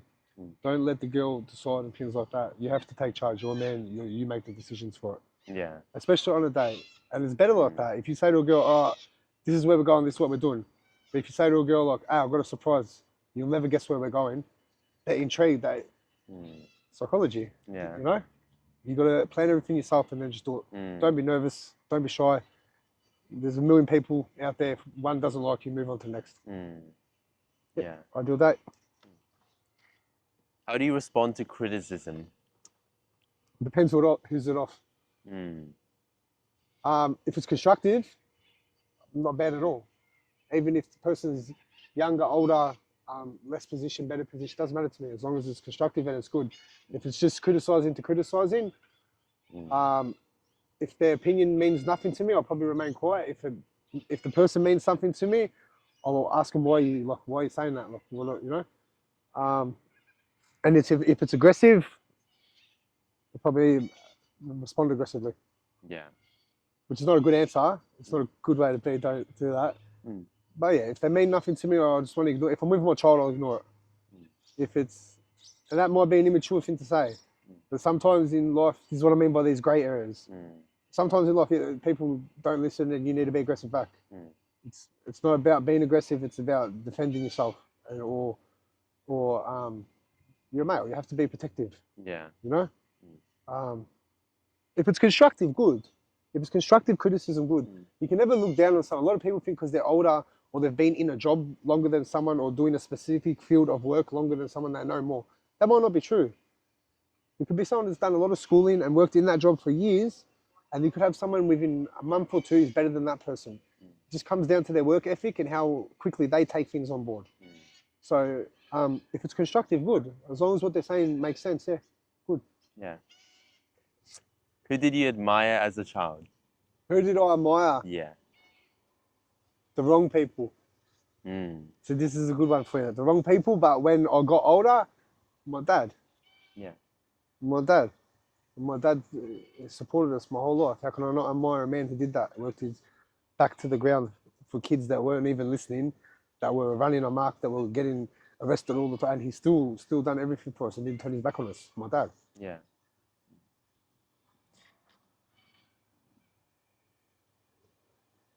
When That you was a good one, wasn't it? Yeah, it was. Yeah, it's true, bro. It's deep. Like, you think about it, you don't know, when you're younger, you don't realise. When you get a bit older, especially when you got to live by yourself, when you got to start paying rent, when you got to start paying all bills, when you've got a child, when you got to support them, When you got a missus, you got to try to support them, make them happy as well as balance everything. That's when you realize like, which parent, both parents can do it in some cases. You realize where your parents were good and the things that you would do different than they did. Not that they did anything bad, it's the things you would do different with your child. But you appreciate everything they did. You learn to appreciate it, yeah. Yeah. And you become more understanding of it. When you were a child, what did you want to be and why? What did I want to be? It was weird. I liked bacteria and viruses, like I said, science. Not a child so much. That was probably more older a bit. Science, I liked to, when I was in primary school, I read a lot. Stories now. I got awards for that. I got like state awards for that, for stories I'd written in English and stuff. Yeah, probably. I can't remember really. I don't know. It's a hard one. And with your state awards, did you continue that pathway? Like, I think it got interrupted because that was just before Mum left. Like me and Mum left, so that everything got affected by that. Like the schooling, happiness, stability. When that all gets affected in a young kid and they don't know why, or they can't think of it the way we think of it now, you'll start seeing the changes at school. Like they'll stop losing interest in things they were doing. They'll act up more. They'll be getting in trouble more. Or some kids will just go completely quiet. Everyone's different, but yeah, I think that played a big part in it. Yeah, definitely. Yeah, and then from there it was sort of just, I got bullied a lot in primary school too. A lot, that towards the end of it. And then, yeah, I think that was like the final straw probably. The at-home circumstances changed a lot. Yeah, but I didn't realize it then. And nowadays it's more common, maybe statistically, for kids in a Split family. Parents. Split parents. Yeah, it's more, I'd say it's more common. I think that's because of morals, man, and social media. And a lot of that's from social media. It's from comparing. It's from looking at a post of someone else on the beach in a nice car and being like, oh, look what he does for her, or look what they do. I don't want to do it this way. I want to be there where they are now. It's all about quick now. Yeah, okay, maybe the car's rented. It's the one time in 3 months the bloke's gone out and he treats the girl like shit every other day. Like, you can never believe what you see on media. You know, a lot of people compare themselves to that. Yeah. Don't compare yourself to anyone but you. Are you doing better than you were yesterday? Good, you're winning. If you're always doing better than the last day, that's all that matters. Yeah, because that's what adds up. Yeah, bro. It's not it's a turtle's race. Human life is what? It's not a long time. See, it goes quicker than you think. But in the scheme of things, if you stay focused, you got 40 plus years of working life and like adult life to get to where you want to go. You don't need to be there next week. Yeah. Because I've got a lot of mates that went to a lot of high places quickly, like very, very quickly, with a lot of expendable money in good positions, killing it on a level that other people look like how they're buying all these houses, how they're buying cars and the expensive ones, bro, hundreds of thousands. How do you think? Well, it's quick money, but it also has a quick end and it has quick happiness. You know what I mean? It's not a lifelong thing. Don't try and rush things. Don't try and speed to the end. Just have a good plan. Have a realistic and a good plan. Yeah. Think outside the box. Have dreams. Like, you know, sometimes people will say, oh, I want to have 10 million by the time I'm 30. Other people will laugh and be like, oh, be realistic. That is realistic. Who are you to say that's not realistic? Some people make millions each week. Some people go on holidays for 6 months of the year. That is their life. That's because they had a good plan. They planned how they want to get to that point, you know? So just plan. Yeah. Are you an introvert or an extrovert? Usually extrovert, not introvert. I've stopped doing a lot of things that, like I wouldn't go out to clubs each week now or pubs and things like that. I'm older, I have a kid. It's just doesn't interest me. But if something interests me, yeah, I'm an extrovert. I'll get up on a stage in front of people. I don't care. It's not a problem. Like, I'm not shy. Yeah. Yeah. Extrovert. Yeah. Yeah. What is the most common misconception about you? That I'm scary, or I'm like, you know what I mean? That I'm gonna hurt you somehow, or I've got anger or aggressiveness. Like, I don't. Sometimes I talk very straightforward. Sometimes I say what's on my mind and I say it straightforward, but I'm not saying it in a way of rudeness or aggression. I'm not trying to do that or be like that. Yeah, I just don't see a point in having a filter sometimes to say things directly. Because when I was young, that's how people spoke to me, and that's how people around me speak. I don't see a point in trying to be super timid and kind to you because you might be intimidated by something. That's your problem. Well, it's not my problem. If you're intimidated, you're intimidated. But it's misconception. So I'm scary or something. Like, I don't get it, bro. Like, I'm nice. I've got good morals. I'm not I don't do bad to people for no reason. If someone's done nothing wrong to me, I've got no reason to do something wrong to them. If they've done something wrong, different story about it. If they've done nothing, no. That's misconception. Yeah. And there's also like tough love as well, where... Yeah. Or sometimes, when people see your parenting, you know, if like, your kid come here, you're getting nothing. Listen to me now, and you start talking like that. Some people be like, oh, that's pretty strict. No, it's not. But there's people out there that still get smacked with canes and stuff. Yeah. Like, it's not strict at all. Yeah, that's a misconception, probably that.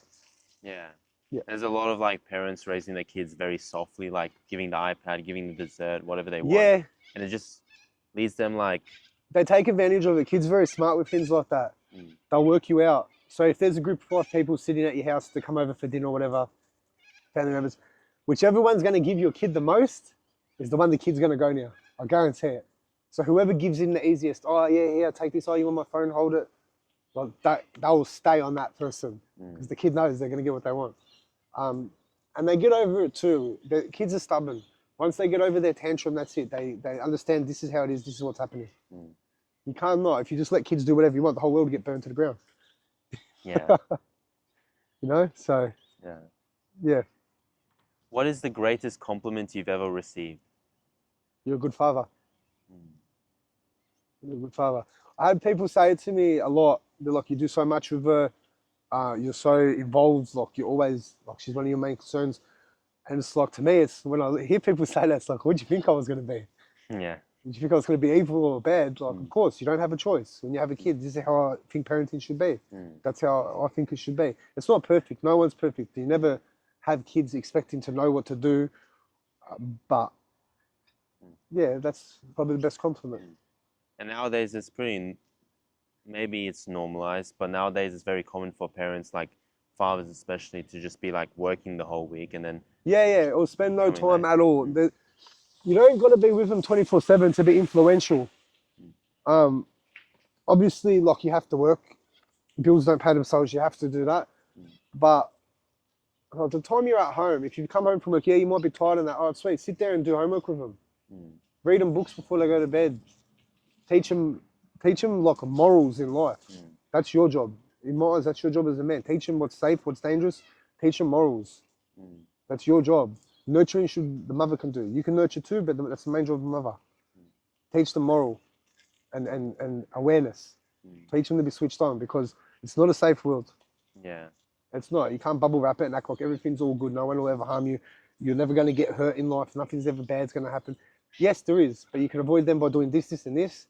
Or you could try to avoid them. Teach them about people.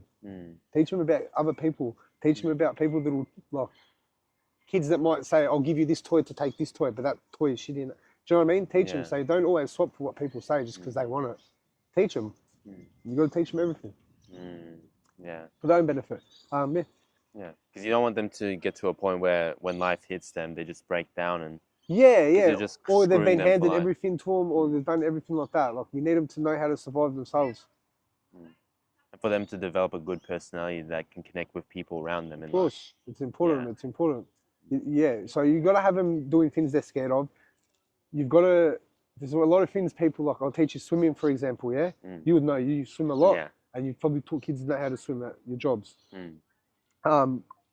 When my daughter first started swimming, her mum was very like skittish with her around water, and so was Sophia. So she would like hold on real tight, wouldn't let go, wouldn't try and swim, nothing. And I pretty much just pick her up and throw her. I'd be like, right, sweet, swim. I won't leave it to the point where she's drowning in the pool, but I mean, like, for that initial getting her under the water, I just threw her and then I picked her back up straight away. Sometimes tough love like that works better. If you always be like, no, she doesn't like the water, we just don't take her near the water. That's how people grow up not knowing how to swim. That's just one example, for example. Or every time they go to a playground, if they're scared to walk up to another kid and say, hey, do you want to be my friend? Even if the kid says no, you got to push them to do that, because that's how you make friends in the future. You have to be able to communicate with people. It's not about getting rejected or having a friend. It's about communication. You're teaching them something. You're teaching them those sort of things, but in kid settings, environments. Building the competence and skills. Yeah, 100%. That's what, and life skills. That's what they need. You know what I mean? Managing money. Every time you do 10 chores at home, you get $1. Yeah, it's slave labor. But you know what I mean? It's teaching them the moral. You can keep that money and save till this, and you can, bro, you can get pieces of paper, put pictures of toys and say, this is 50 tokens, this is 50 stars, this is, you can spend it on this, or you can save it and try to get level 2 prize. You can say, and you make them do chores to get, it's how you work as a parent. You if they don't do the work, they don't get the you don't money. get it. You work them out, you teach them. The more they work, the more money they get. You teach them. You don't want a kid that spoiled and thinks things should be handed to them. They have to realize that it's not handed to them. Yeah. Good question. And they also feel a connection to the money they've earned because they understand that. Yeah, they understand how it works. Because whether we like it or not, that's how the world works. Whether we like it or not, as people, how we think the world should work is not how it works. It works the way it works. Yeah. They need to understand that, because the kids don't understand that. They always think like, why, but why can't we just this? Why does this person have that? Why have this? Or sometimes you've got to make them give toys to kids that don't have them and stuff like that. It's better. It's better for them to understand things like that. Yeah. You know? Here's my way of parenting. Everyone has a different way and a different outlook on what is the best way. No one can tell you the best way except for you for your kid. So you can never really judge anyone else's parenting unless it's dangerous and abusive. Yeah. That's different. But you can't say this person not letting their kid ever eat like junk food is bad. That's why would they let them have it just once? It's not your choice. It's not your kid. It's their choice. That's their parenting. That's how they want to do it. Unless it's a danger to the kid, it shouldn't matter. Yeah. Who has had the greatest influence on your life?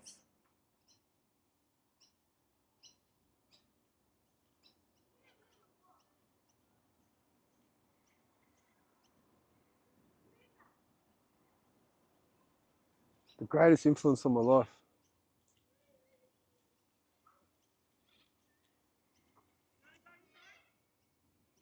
That's a really hard question, man.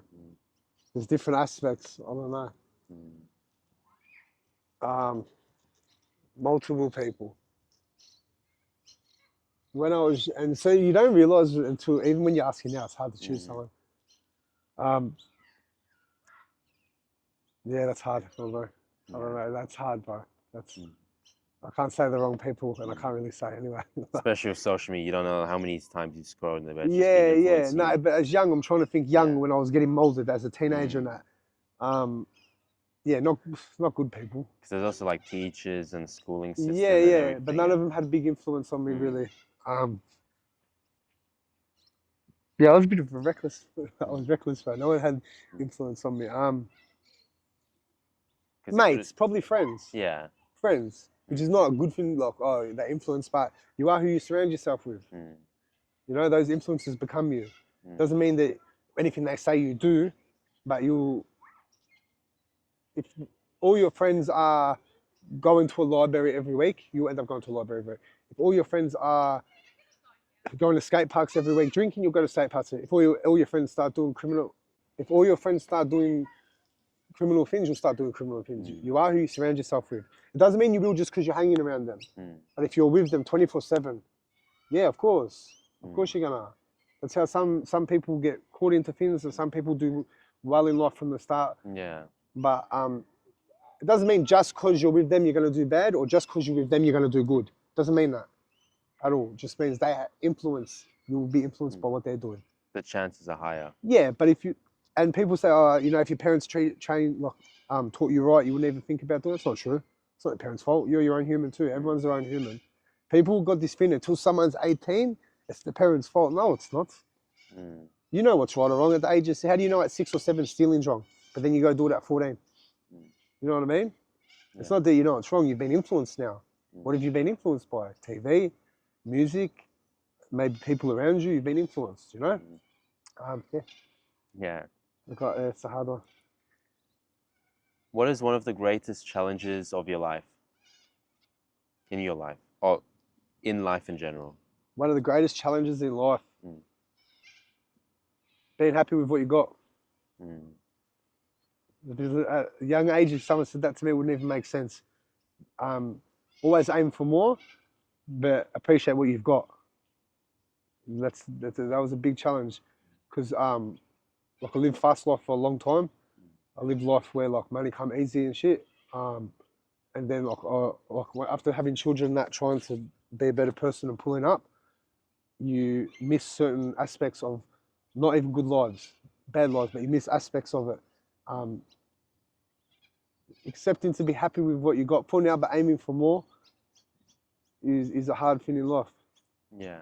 It's hard, yeah. It's Gotta be grateful. Yeah. It's learning to change is a challenge. Sometimes people don't realize change is hard. Definitely. Change is very, very hard. And that can affect you in a lot of ways. You know, if you always avoid change, like a lot of people here in Australia will stay at home until their ages and then move out, or won't want to move out until they're 40, or just things like that. Like you have to be able to accept change. They won't want to quit a job and try to start somewhere better that could have better income, and because they're scared to change, they settle for what they have. Breaking that sort of thinking is a challenge. Yeah. You have to be outgoing. You have to try new ways. You could leave one place that you're happy in, making money in that, and then go to another place where it pays less, but you're much happier in life. You know what I mean? Yeah. It's the balance thing. Learning that is a challenge. Learning that is a challenge in life. My first answer. Yeah, definitely. I'm trying to answer in a way where it's normal for you, but a way where I'm not sounding like a fool. You know what I mean? Yeah, I'm very wise answers. Yeah. Good asking it, yeah. Looks like we're about to wrap up the podcast. Yep. I would like to finish the podcast with the Marcel Proust Questionnaire. Shall we begin? Let's do it. All right. What is your idea of perfect happiness? Happy family. Yeah. Family's happy, that's perfect to me. What is your greatest fear? Spiders. No, I'm joking.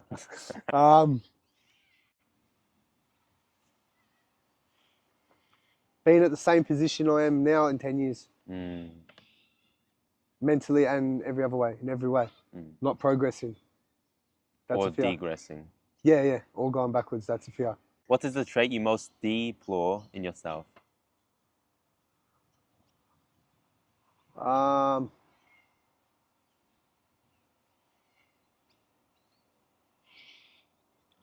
Being too giving to the wrong people sometimes. Yeah. Being too giving.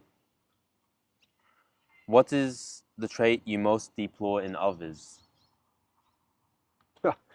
Disloyalty, using you. Only being there when it's easy, when it's hard, they disappear, or using you for something you have, or just being fake people. I hate that, being fake. Yeah. Fake is the worst thing to me. You could be loud, you could be intimidating when people, you could be a book nerd, you could be anything to me, I don't care. But if you're fake about who you are, I don't like you. Yeah. Be yourself. Which living person do you most admire? Right now, Yeah. I don't know if I admire him, that's a strong word, admire. Elon Musk is the gun.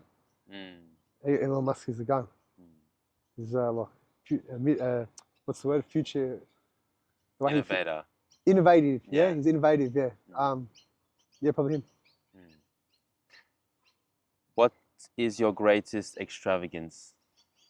What do you mean?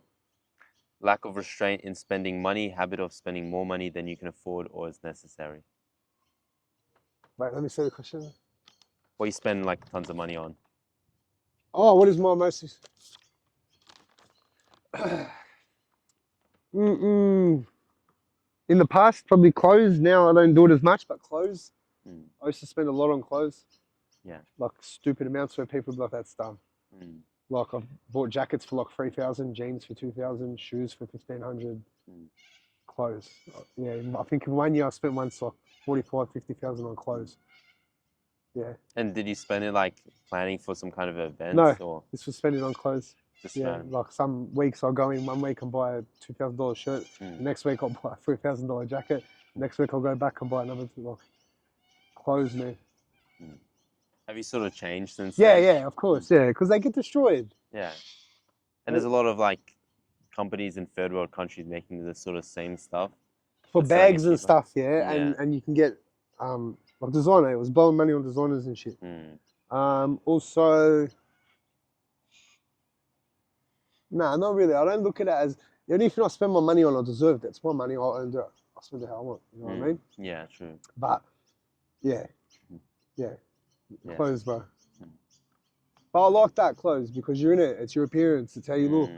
Some people are like, I'll never spend this much on this, or I won't do this. Oh, okay. You appear how you want to appeal to the world. I'm not doing it because I care what they think. I'm doing it because it makes me look good. Yeah, how you feel and I like feel good in it. yeah. Yeah. So it's not, I'm doing it for anyone else. Doing it for me. And if you're doing it for yourself, then who cares? Yeah. What is your current state of mind? Now, Yeah. work. Work, save family. Work, save family. Enjoy. Work, save family, enjoy. And no Determined. sleeping. My current state of mind is determined. Okay. There is no failure. There is no room for failure now. No room. What do you consider the most overrated virtue? What do you mean? Virtue, behavior showing high moral standards. Overrated? Respect. Not respect. Manners and kindness. Just common courtesy stuff. It's over, like a lot of people, do you mean overrated as in? Like people think. Oh yeah, okay, yeah, it's overrated. Because that's just something basically you should have. You know what I mean? Basic respect and, not respect, but basic kindness. You know? Yeah. You walk down the street and see a homeless person there, don't do shit to them. Don't start throwing things at them. Don't do shit like that. You're normal. It doesn't matter why they're standing there, or even if they aren't homeless or something like that. Just leave them. Let them be. You know what I mean? Don't look at someone who's struggled on the street and be like, yuck, look at this, that.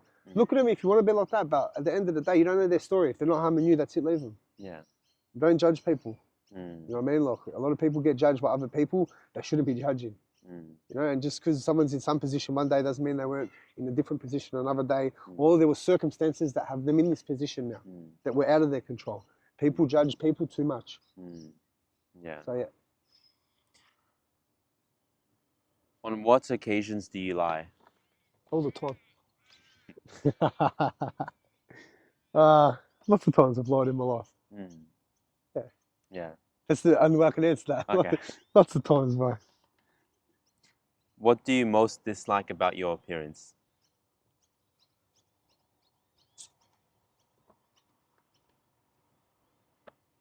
Could be Lena again. Could be Lena. I've gotten a bit of weight thanks to your Russian food. Yeah. Russian food does that. Which living person do you most despise? That's a good question.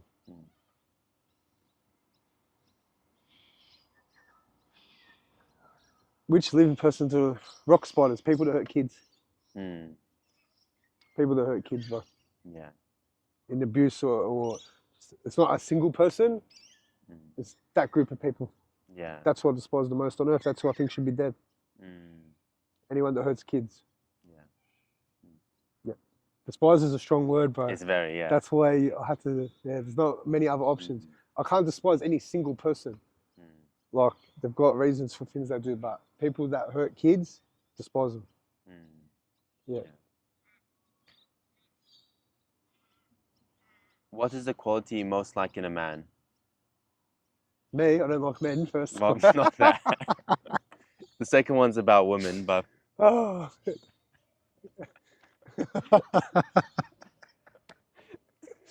I receive a lot of messages in your inbox. Yeah, okay.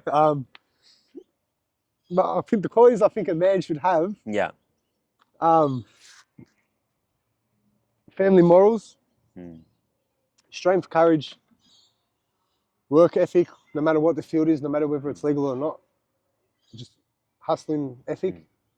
And protectiveness, whether you can use it or not. Some people, like, you know, you might see videos sometimes of someone that's with their kid and some crazy person tries to do something and the dad just like grabs the kid and walks off. I understand protect the kid, move the kid, but at the same time, like a lot of people are scared to be men. You You don't have to be the strongest. You don't have to win. You know, if the person's not holding a knife or a gun and they're threatening you and your family, do something. You don't have to attack them. You don't have to stab them. You do something. Say something. Be a man. Just be a man. Yeah. Yeah. Being a man, bro. Just the things we're supposed to do. What is the quality you most like in a woman?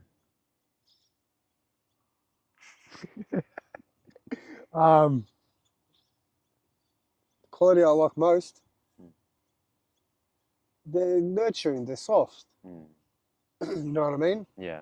Not a. I don't need anyone independent woman. You don't need anyone. Oh, kill the spider. Also, you know.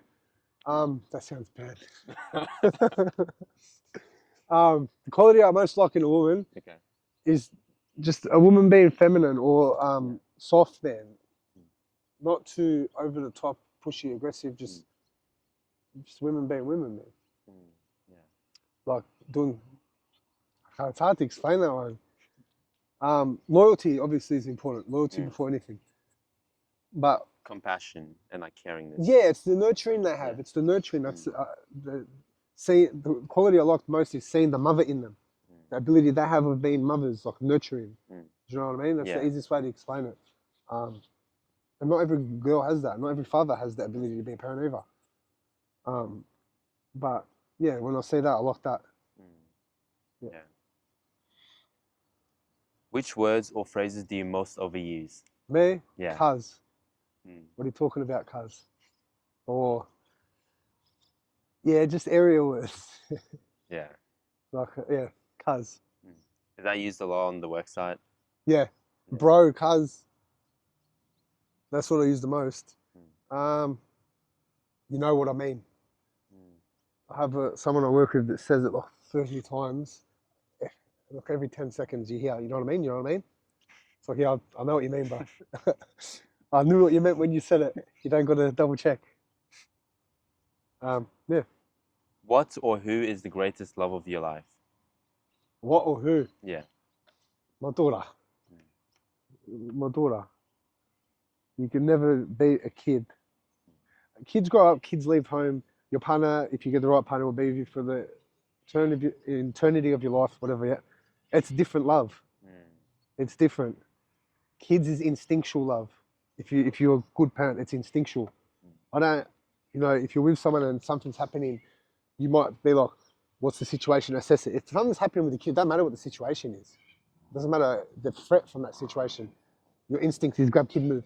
Grab kid, protect. That's your instinct. It's fight or flight. So it's kid, man. Has to be, because it's a different love to them. It's a way different love. Yeah. When and where were you happiest? School, man. If in different answers for different aspects of life, but in a overall, when like the world looked good and like, you know, school. Back in like high school, year 7, I had a good time at high school. I didn't have a bad time. Yeah, that's when like, you know, when summer's summer, when 6 weeks feels like a year. Like you're doing normal things with your mate. Nowadays you just don't do it anymore. They sit on phones and it's different. But back then we used to all get on push bikes, go down to the creek and do normal things. Or go to skate parks, go down ramps, and that was when it was good. You had no care in the world, no worries. It wasn't about what you had or like cars or clothes, or it wasn't about nothing like that. Yeah. It's where it didn't matter, like, you know, before the real world hits. Right. You know what I'm saying? So that's where that's the happiest time. Yeah. Your childhood is your happiest time, man. Whether you know it or not, your childhood is. Once you get older, your childhood better. If you had a decent childhood. Yeah. But yeah, high school was fun. Yeah. Yeah. Which talents would you most like to have? Which talents? Yeah. Online trading, stock markets. More financial knowledge about things like that. Online market and stocks. Talents. That's about it. Yeah. Yeah, where like I really want it. you know. Did you ever do some investments in the stock market or the I have, but I don't funds? understand it properly. I understand dividends and what comes off dividends. I understand that, but I don't understand it to a point where it's like, it'd be good and useful, you know. You need, and with stock markets are all right, but you need a lot of money to make money on it. Yeah. Because you can go with commodities that like guarantee you're going to get a profit. But if you, to us, put in 10,000 into something that you get a 1% profit off, it's not nothing. Yeah. You're going to get no money off it. All right, but if you put 10 million in it, I'm not saying that I got that from the. Do you know what I mean? If you learn that, then you got. But if you have a lot, there's basic things that will always make you money. But if you can learn stock markets and crypto, and that'd be good too. That'd be good. If you could change one thing about yourself, what would it be?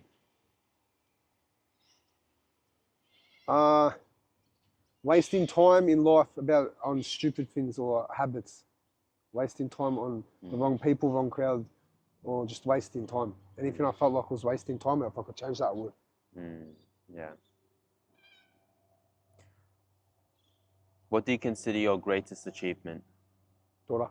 Last son yet. Daughter. If you were to die and come back as a person or a thing, what would you be? A person or a thing?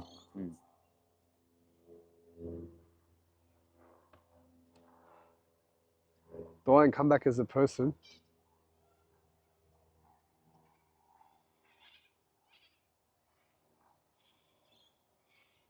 I don't know, bro. Crocodile. Did you know a person, as in a living person now? I guess, yeah. If you could come back as any person?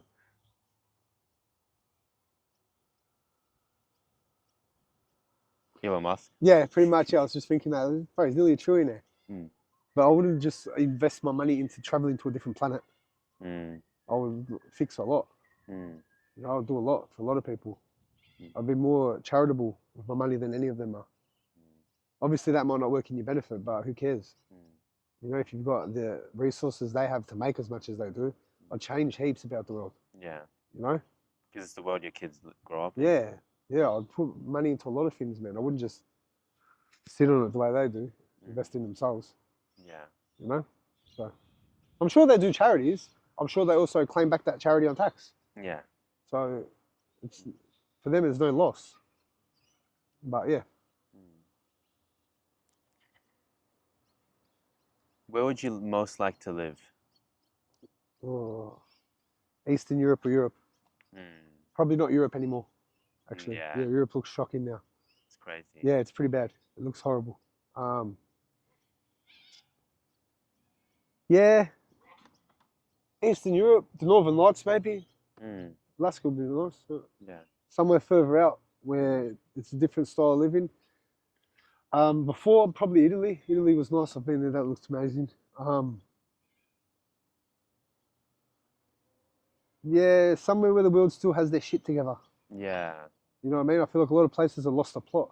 Yeah, they are. Yeah, especially like immigration problems, countries getting destroyed, division in people because of religions and political views. Somewhere that's not copping that so much, you know? And I guess also political correctness, which is stopping certain things happening. Yeah, And Australia is also kind of heading in a sort of similar direction. Yeah, full on it is. It yeah. is. I don't know. Yeah, that's a hard question, man. Probably Eastern Europe somewhere. No, but some parts of that are still just as bad. Yeah. I don't know. I'd have to live wherever I'm gonna go first to see. But I'm sure there's places you can go that live a bit more humble and modest, and people are happy there. You know what I mean? Yeah. Bora Bora. Send me to the Maldives to live forever. Yeah. Yeah. Yeah. It's a good question. What is your most treasured possession? Possession, item. Yeah. Car. Love my car. Yeah. Love my car. Yeah. I'm trying to think if I've got anything more with more meaning. No. Don't really have family heirlooms or anything like that in my family. Right. You know, we don't really have the things you get handed down generation to generation. No, that's it. Just like it. Yeah. What do you regard as the lowest depth of misery? Lowest depth. Of misery.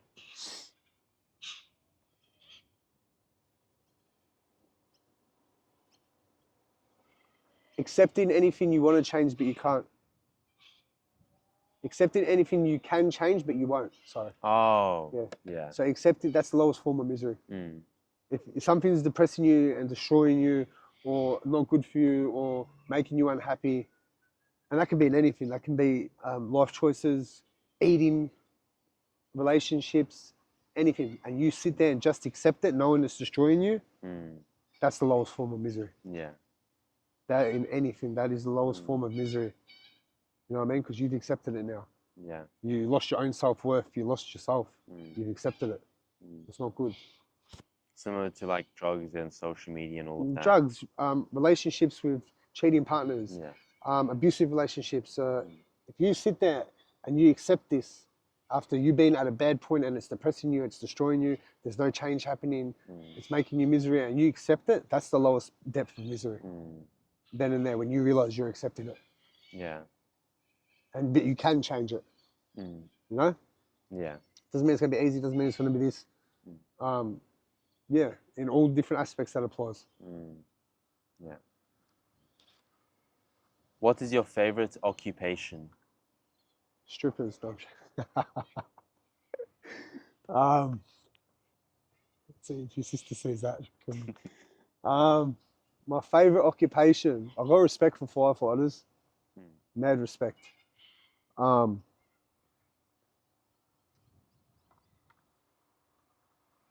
Yeah, anything that you would get to not really, it wouldn't feel like work. Like, you know, people that travel and just write reviews on holidays they do. Or like... Social media traveling. Yeah, social media, things like that. Like, that'd be a mad job to have. I'm not saying it'd be easy, and there's probably a lot of snakes around you and a lot of fake people and things like that. But the actual aspect of doing it is a lot easier than... And there'll be a lot of people that will sit there and be like, nah, you know how much editing I have to do, how much hours I put into this. Congratulations, go into a field, grab a shovel, and then do that for the next 8 hours. Tell me you're going to do that all the time. Every job is as hard as the next. Yeah. But it's not as physically strenuous talking. And if you can pay other people to do the editing for you. Yeah, things like that. Yeah, probably people just get paid to travel. I've got a sneeze, man. Yeah. What is your most marked characteristic? What do you mean by marked? As in the characteristic that makes the most impact or sticks out the most in you. I've got told different ones by different people.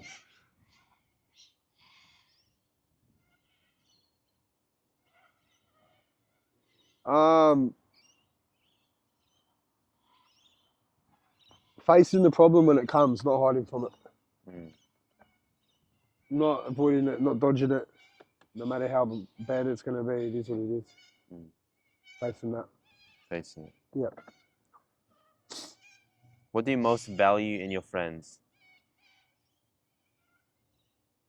Loyalty and not doing my head in.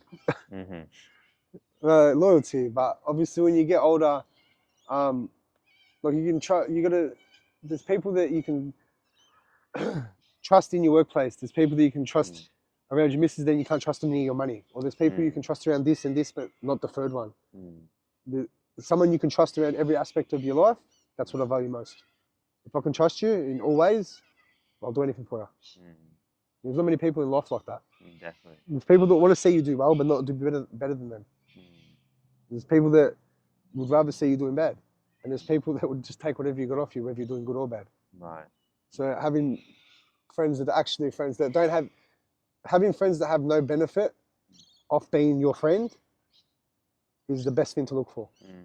Because if someone's not benefiting anything from you in any way and they can't or they won't because of their morals or because they can't, then that's a mate.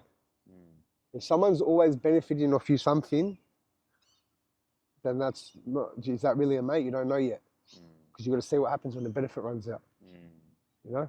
Yeah. Once benefits run out, then you see who's your mates. And your mates aren't always there 24/7.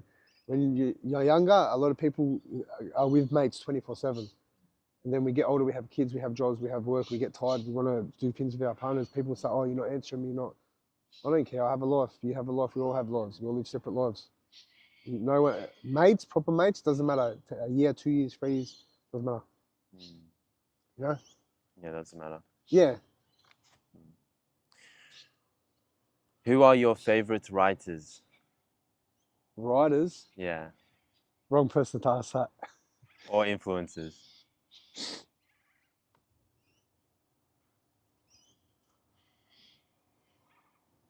I haven't got an answer for that, bro. I haven't got favorite writers or influencers. Oh, I like Tate. Tate's a gun.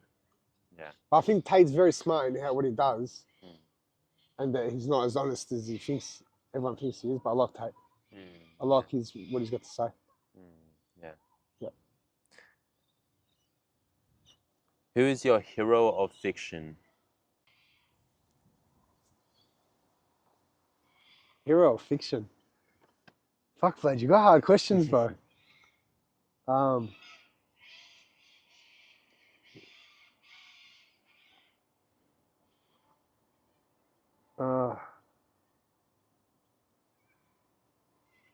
don't know, bro. I don't know for that. It's a hard question, man. Which historical figure do you most identify with?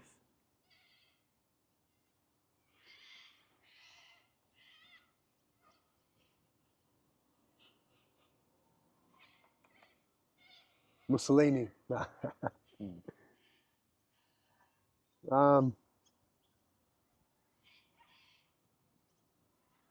I can't really identify with historical figures. That's hard because they've all got big influences in, like, oh, that's a bad example. I can't use that.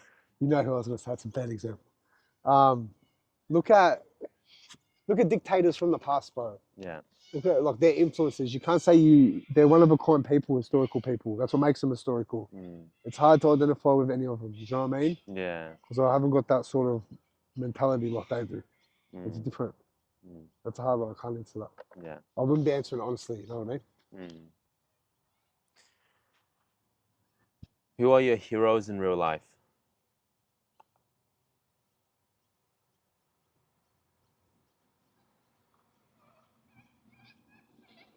I admire my old man, my dad. Now I admire him now. My family. My family now. I don't need to look at other people and look. You're my hero. You're not heroes to me. Yeah. The hero to me should be hero to you should be someone in your family. You know what I mean? Not outside people. You can look up to them, but not heroes. No. What are your favorite names? My favorite names: Sophia, Atia, Michael. I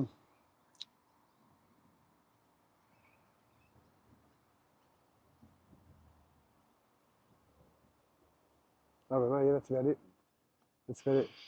All those people are lucky I said their names. No, but yeah, obviously because when you have kids, you have to think of names. So, Sophia, Tia, these were names I was thinking of. Obviously, I went with Sophia. Boys like Michael, Mikhail. I don't know, same thing.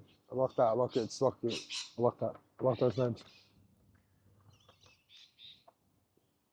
What is it that you most dislike? In what? Just in general.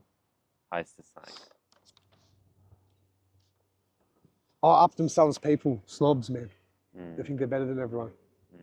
Or, yeah, just people that think they're better, higher class of person. Or someone who's just rude. You know, like if you're walking down a path, right, like, and you're walking your dog and a little kid says, oh, nice doggy. And some people just look at them and ignore them. So you don't have to be bitter. Bitter people. Yeah, don't like bitter people. And a lot of the people, like you were mentioning, like thinking they're better, a lot of them were born into certain situations of privilege. Yeah, 100%. Yeah, so anyone that thinks they're better than you for no reason, with no reason to be better than you, yeah. Like you might be better in here in certain ways, but go to a different country. Explore the world a bit. Like it's not all the same. Right. You know what I mean? So what's valued here as important and the best morals in most things is not the same as this country or this country or this country. It's different everywhere. You go to some countries and people work like 4 hours a day and they live off the land with their families, but have nice places they live, farms, things like that. Or you can go to other countries where it's like all technology non-stop. You know what I mean? Not everywhere in the world has the same morals and things that are valued. And until you travel a bit, you won't realize that. Yeah. Once you do and you do for a bit, you will. What is your greatest regret? Wasting time. Like, that's the big one, bro. Yeah. As you go, it's wasting time. It's all right to relax, go on holidays and take time for yourself. This is what I was saying before about having a balance. Imagine you're making money from podcasting full on. You want to go on holidays. Go on holidays. You're not wasting time by doing that, by taking time off work to go on holidays. Because you're attending to the other points of life. Your mental health, your traveling, your experience in life. These are other aspects that need to be attended to. You can't neglect them just for one. So if you're always focused on finance, if you're always focused on that and that only, then you're neglecting everything else. You need to do these to understand different aspects better. If you don't grow from this, you might not grow in a different field because of not doing that. A lot of people don't say that. Travel is a big one, bro. Definitely. Travel is huge. You know, many of my mates I know that haven't gone anywhere in their lives, and it's like they think the whole world is one suburb. Like, move, man, travel. The world's a big place. When you do that, you realize how unimportant certain things are in your own country, or how unimportant certain aspects of life are that you thought were important, but they're really not. You know? Yeah. Everyone's different. Everyone's got a different outlook, and that's fine. Everyone's supposed to have a different outlook. But to me, yeah, that matters. Does matter. Yeah, it matters drastically, man. It does. It makes you grow in ways that not doing it can't. So you have to do it to grow. Yeah. You know? How would you like to die? Quickly. What the fuck? Yeah, quickly. I don't know. A lot of people say like of old age and stuff. Oh, okay, I was gonna get shot in the head, but yeah. Yeah. See, it's a different aspect of thinking. You gotta be realistic, bro. True, true. Yeah, no, I don't know. Old age then. Old age then, that's a good answer. Maybe. Yeah, in your sleep. Well, thank you, Scott. Thank Love you. your time here. Cheers, mate. Have a great afternoon. Perfect, thank you. Bye-bye.